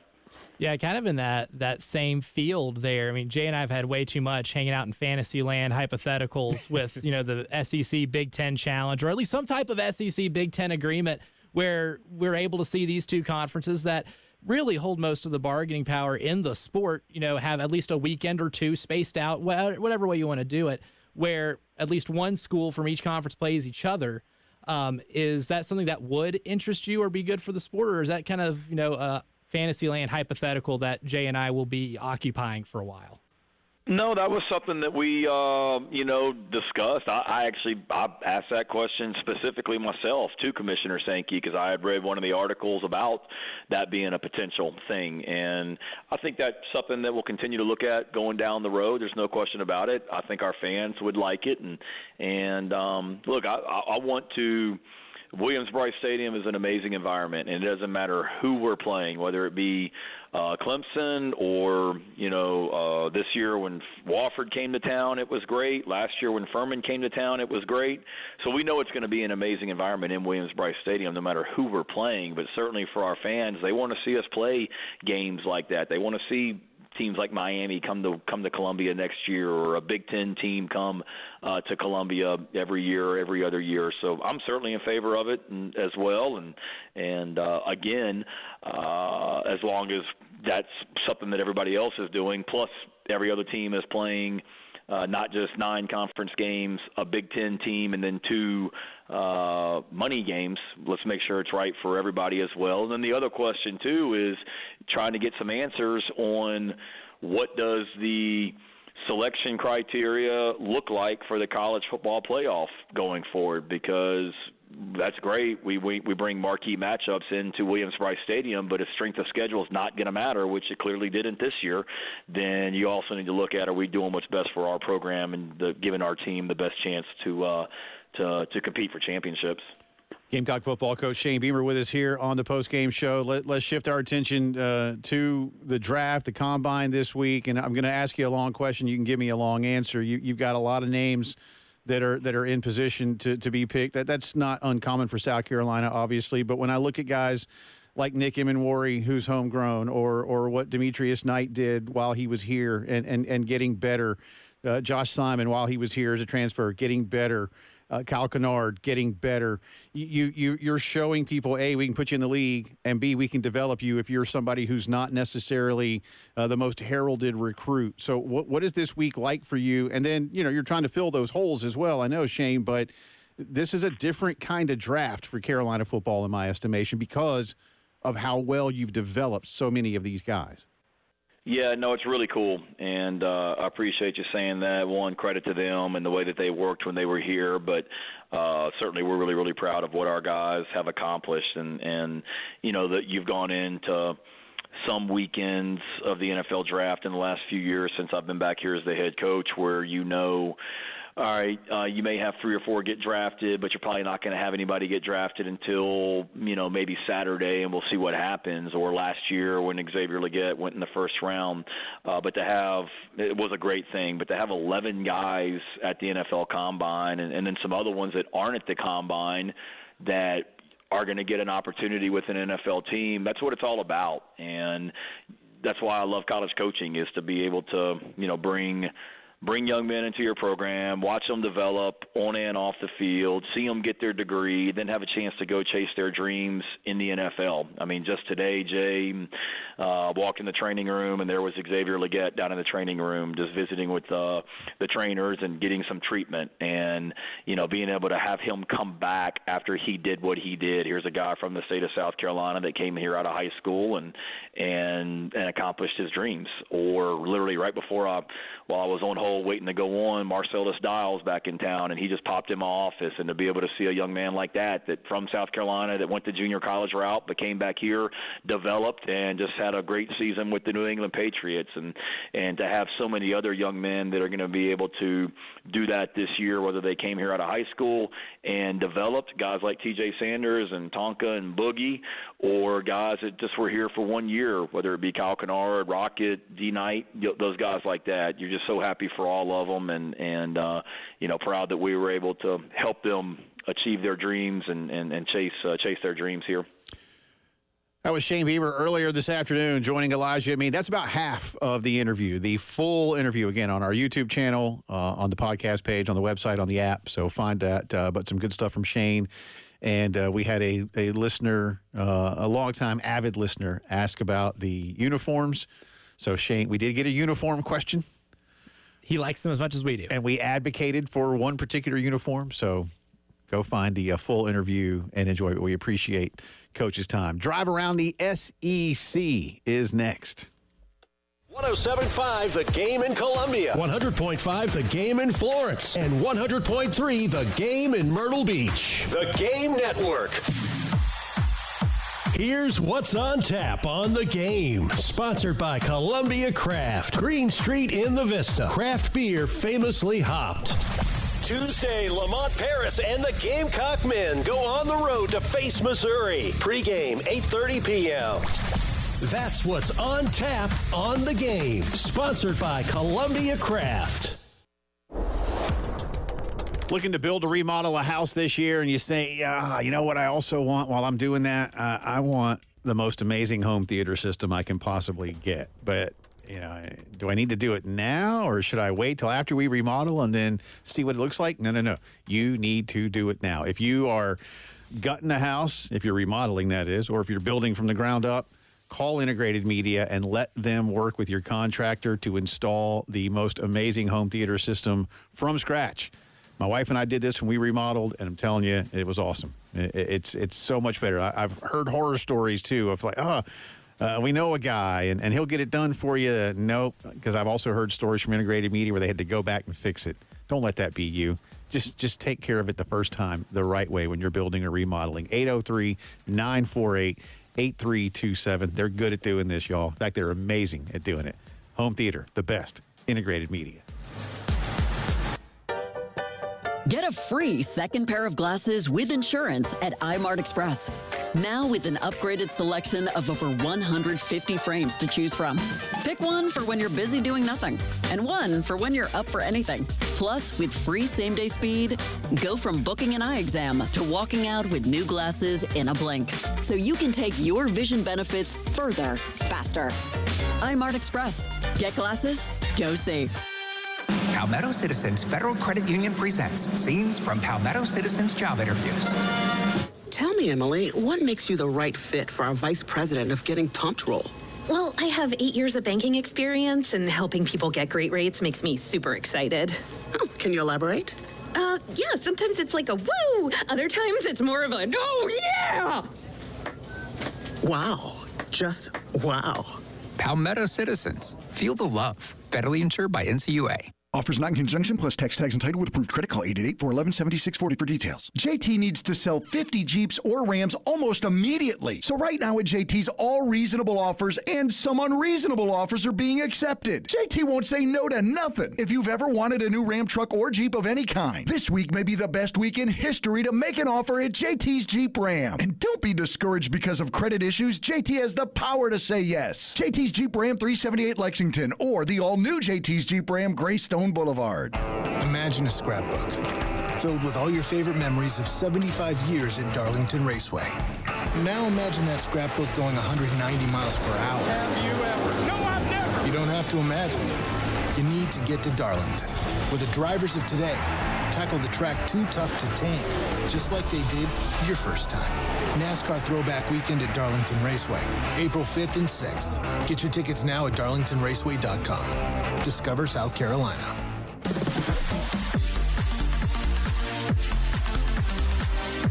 Hate paying for streaming? Well, the 107.5 The Game app is free. Yes, free. Just download the 107.5 The Game app. And now, WIS TV traffic sponsored by Wetzel's Automotive on the Game Network. From the WIS traffic studios, I'm Elijah Campbell with a lot of accidents to get to you that are causing some traffic issues on the roadways. Starting with one on Hugh G Street near Blossom Street, Highway 1 at Augusta Road at Parkland Road and Decker Boulevard, Highway 262 near Fairmont Drive, Highway 6 at US 1 near East Main Street, I-77 southbound at Forest Drive near Exit 12, Olympia Avenue near Virginia Street and Bluff Road, Reimer Pond Road at Wilson Boulevard, River Drive at Anthony, Shop Road at I-77, Trenholm Road near Highway 16 North Beltline Boulevard, and Two Notch Road near Muddy Springs Road.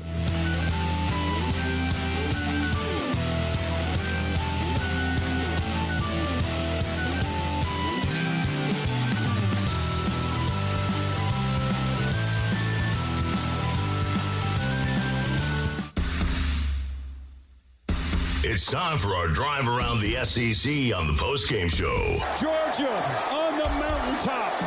Demons be gone, and the drought is over. National champions. On the Game Network and on 107.5 The Game app. It is Drive Around the SEC time on this Tuesday. Welcome back in. Jay and Elijah with you. We start with basketball tonight. We'll come back around for the EBPI forecast of Carolina Mizzou in just a second. Other ones tonight. It's not a fantastic slate. One really intriguing game. But I don't know. Florida going to Georgia tonight. The Mike White Bowl. Georgia's kind of fallen off. They started off the season okay, but it's they're right on that bubble, man. Yeah, they need a win. I mean, they're 4-10 in conference play. I feel like they need to win out, and then maybe there's a chance. I mean, they could probably lose to Florida tonight, but you can't lose to Texas, fellow bubble team. You certainly cannot lose to South Carolina. Don't care if it's on the road. And then they have to take care of business against Vanderbilt at home because they don't have a lot of losses against teams that you would say are genuinely better than them. Like, you look at the 10 conference losses. Ole Miss is better. Tennessee, definitely better. Auburn, absolutely better. And they've given Auburn 2 they have pretty solid games. Arkansas, debatable. Florida, definitely better than them. Alabama, definitely better than them. Mississippi State, Texas A&M, Missouri, Auburn again, definitely better than them. So they have that going for them. And they do have some wins in the non-con that have aged very well, like Big East regular season champions, St. John's. They won at a neutral site on November 24th. So that's going to help them out immensely when it comes to building the resume.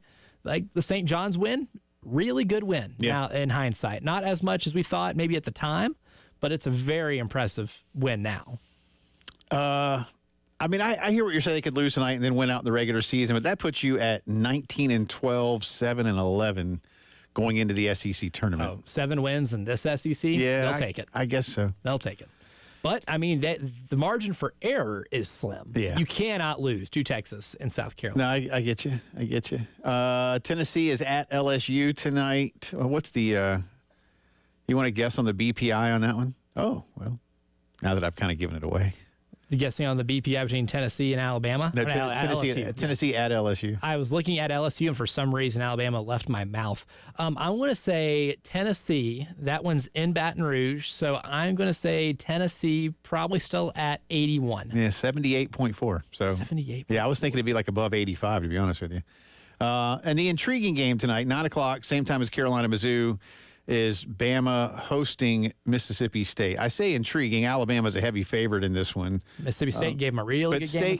State is. I think this is one of those matchups that could be favorable if State can kind of get themselves going and maintain. Then I think they can push Alabama just a little bit. Alabama.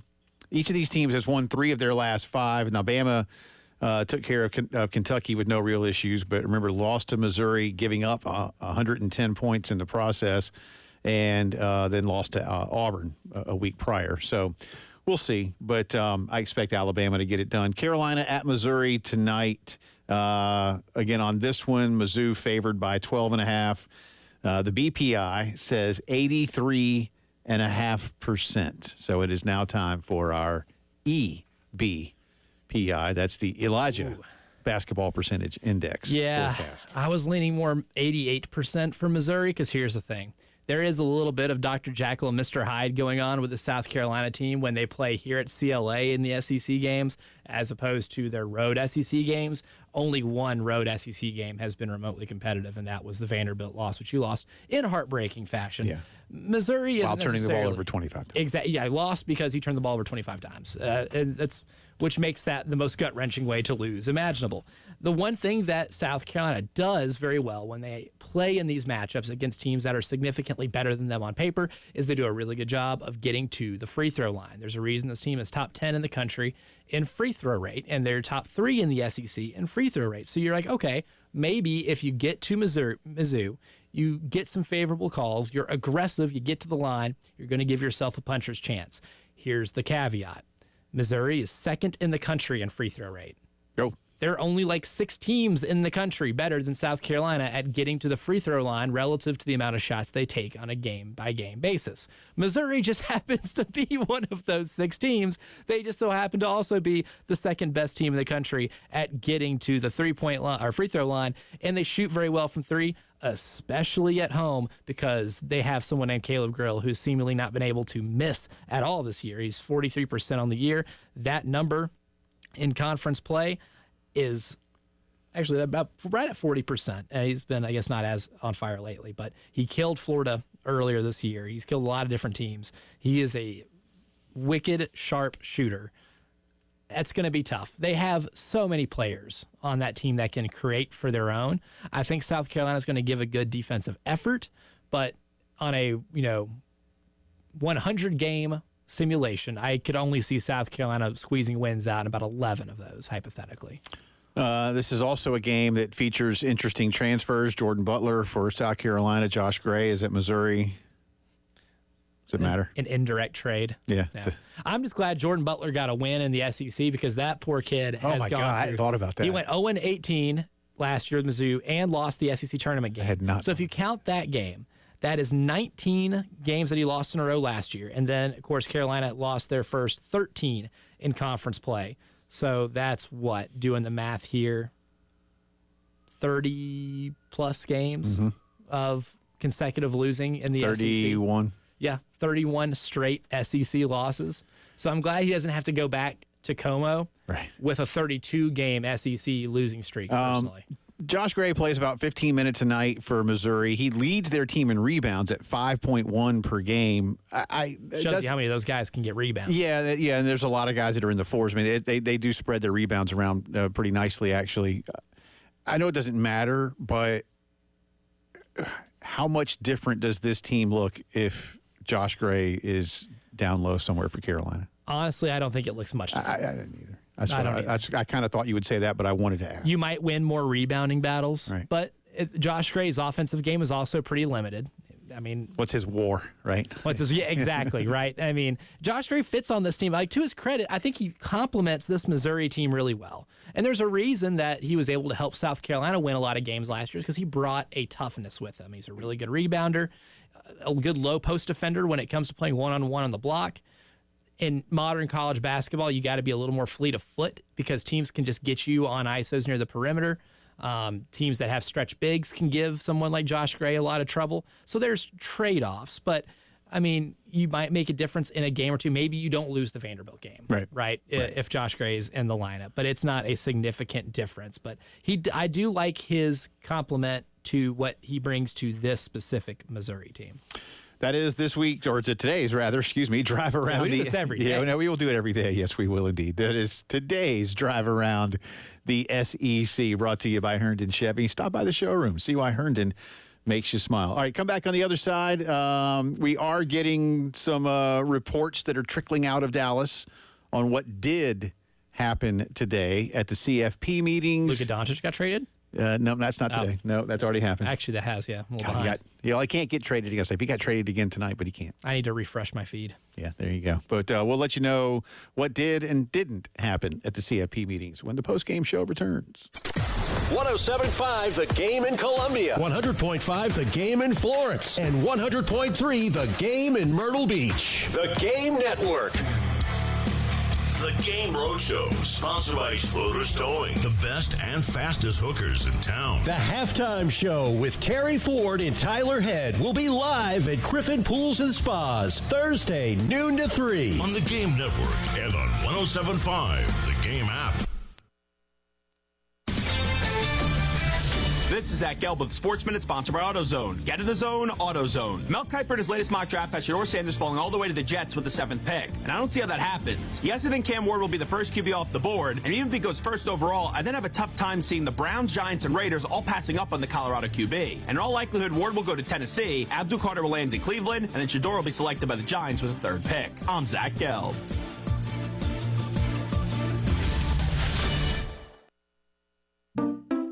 At Fisher Investments, we may seem like other money managers, but we're different. Are you really that different than the rest of us?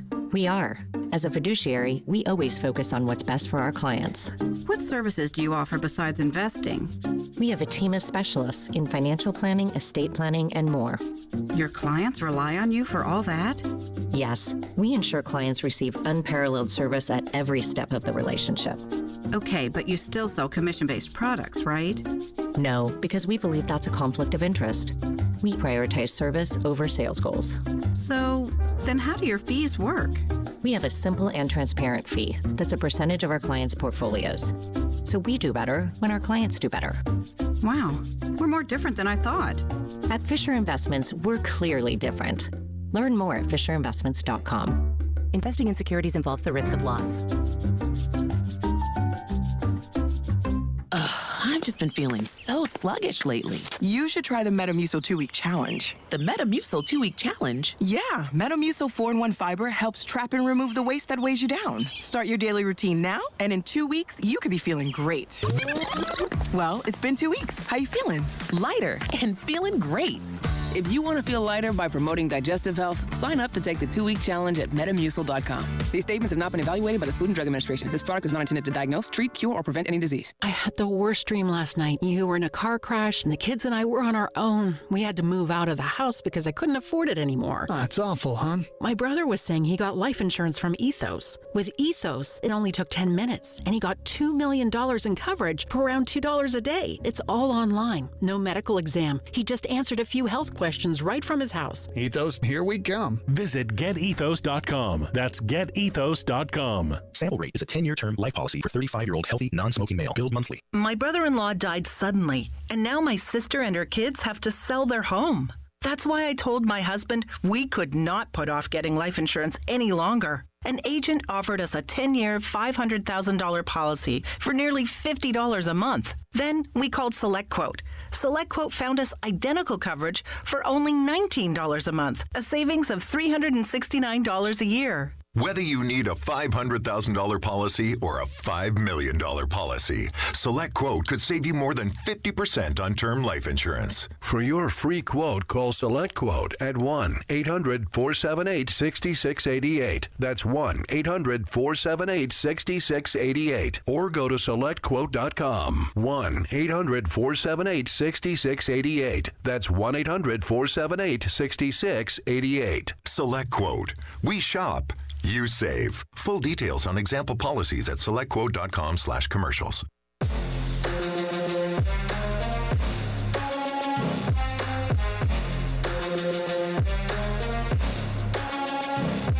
Postgame Show with Jay Phillips and Elijah Campbell on the Game Network and on the 107.5 The Game app.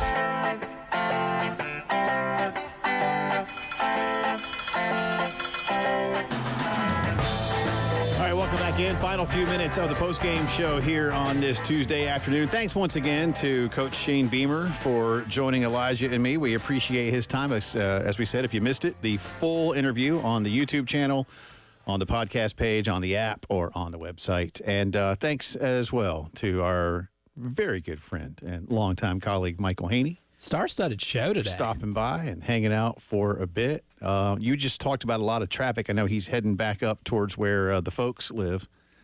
So I hope he's not in that. I hope not. I read through a lot of stuff, and I would be lying to you if I told you I remembered everything I read off the top of my head. Well, and just this time of day, through it, man. If you want to head back towards Lake Murray country from downtown. Natural congestion will happen. And that little bit, like leaving town now and out towards I-20, in town is congested. It's because it's down to fewer lanes. They need to fix that. They do. I guess they're working on it. But then in the process of working on it, it will create more. I know that's what they're doing. Somebody's going to say, Jay, they are working on it. Yeah, I know. And buddy, as someone who lived in a town that grew immensely in a 5-year stretch, right. I could tell you that will that type of road work will make everything a living hell in regards to traffic. Well, I know we still have like 10 years of it. So, hey, you know what? 10 years fly by pretty fast. When they were building Columbia's Beltway, at least it didn't interfere as much because so much of it was literally brand new and like not connected to anything yet. And it took a long time, but because it's massive. Yeah. But like when it's where people go every day, all the time, it's a little bit different. Anyway, tomorrow on the program, and it leads into what I'm getting ready to talk about, our good friend Seth Emerson of The Athletic will be with us. He, like many, have been covering the CFP meetings, the SEC meetings last week with the Big Ten. And hopefully by tomorrow, he's scheduled to be with us at 4:15 Eastern time. So hopefully by tomorrow we have a little bit more. Heather Dinich, Ari Wasserman, Chris Vanini amongst those that are all reporting that the meetings today have just concluded in about the last half hour or so. Heather says the meeting ended without any decisions about seating changes for this year, but they talked about it. Several commissioners said they need more information. Greg Sankey and Tony Petitti left without taking questions from reporters. So did others. Apparently, ACC Commissioner Jim Phillips, no relation, said progress was made for future meetings, but nothing concrete today. We didn't expect any decisions today. And again, they will be meeting again tomorrow. So will they get something done when it comes to seeding for this year's tournament? Perhaps. What does it look like? Again, you're going to have some concessions. Ari Wasserman says, as it pertains to seating changes next year, the group went through various scenarios of how things would have played out in 2024 with different models. Still need more information before they make a decision. So, we'll see. I'm a little surprised. I don't know. I don't want to jump to too many conclusions, Elijah. I'm a little surprised that Sankey and Petitti didn't say anything today. I don't know if I'm surprised one way or the other. I don't know. They could have said a lot. They could have said nothing, and I don't know if they would really. I don't think I had an expectation level as to what was going to be said today. Do I look at it and say, well, they didn't say anything. They didn't get what they wanted because they didn't. But is that why they didn't say anything? Or maybe yet. Or maybe they still feel like they can. And maybe if they say anything, that might also harm what the discussions end up becoming. Like, if I think I have a really good conversation, I think I'm going to get what I want, and I'm enthusiastic about it, maybe I don't publicly play my hand. Yeah. Like that. Chris Vanini has some added reporting here. He of The Athletic, he says commissioners from the ACC, Big 12, and G5 have not ruled out a 2025 seeding change, which would require unanimous approval, such as removing conference championship buys. They said they've requested data from the CFP and will continue to discuss the idea. Commissioners say most of today's discussions were about how 2024 went and potential 25 changes, little about 2026 expansion or changes. And he adds one more that he just put up. Hang on. CFP Executive Director Rich Clark said the idea of more CFP auto bids was broadly discussed, but not formally proposed by the Big Ten and the SEC. And this, of course, would be for 26 and beyond. And then he also adds that Tony Petitti and Greg Sankey did not speak to reporters. So the fact that all three of these national reporters who work for three different entities chose to tell us that the Big Ten and SEC commissioners didn't speak. Again, maybe I'm reading too much into it, but it tells me something that I feel like they would have liked to have spoken, but didn't have anything nice to say, and so they did what their mama told them. I don't know. They don't really have an issue of being outspoken about issues they feel like run against the interests of their conferences. And the Big Ten really can't have any leg to stand on about being mad about anything conference-wise, considering they solely killed one of the more traditional conferences in the history of the sport. They did. I mean, sometimes when you're the bully and you have the public perception of being the bully, you saying anything about being displeased about anything isn't going to garner much public sympathy. How much hate do you think is there for Chris Vanini? For Tony Petitti. I hope not for Chris Vanini. I like Chris. Sorry, I'm looking at Chris's tweet. He's a nice guy. At Tony Petitti, even though Tony Petitti had literally zero to do with the killing of the Pac-12. I think Tony Petitti and Greg Sankey are still kind of grouped in nationally in terms of how these leagues are perceived as villains, because they also, even after the killing of the Sacred Conference, there have been efforts by someone like Greg Sankey to take Oklahoma and Texas. So people that are Big 12 lifers see them as poaching, as trying to monopolize the sport.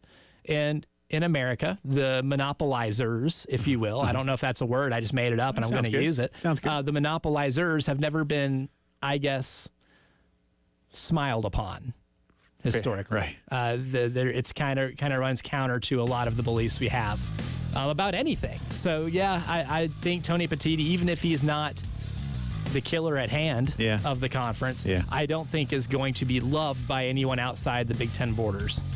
We'll go over baseball tomorrow, basketball tomorrow, and again, Seth Emerson joins us with more on what's going on around the SEC and the future of scheduling and so much more. Thanks again to Shane Beamer, to Michael Haney. Great work, Elijah Campbell. All of you enjoy the baseball and the basketball tonight. We'll do it again tomorrow. See you. 107.5 The Game, broadcasting live from the Herndon Chevy Studios. You can save up to $20,000 on new Silverados. Stop by or shop online today and see how Herndon Chevy makes you smile. Together, let's drive. Make sure you're staying nice and comfortable all year long by working with our friends at AAA Heating and Air. Look, it's warm again this week. We'll probably get one more little blast of cold air sometime in March, and then before you know it, it's just hot for a while.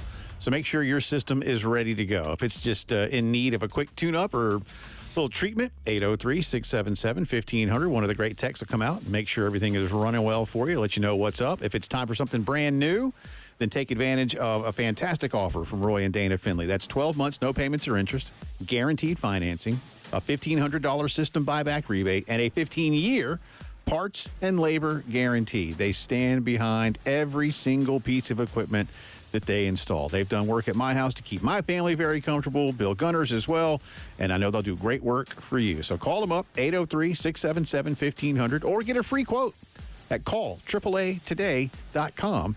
on the web. AAA Heating and Air, ready to keep you comfortable all across the Midlands all year long. AAA, call them up. Sponsored by Metz Plumbing.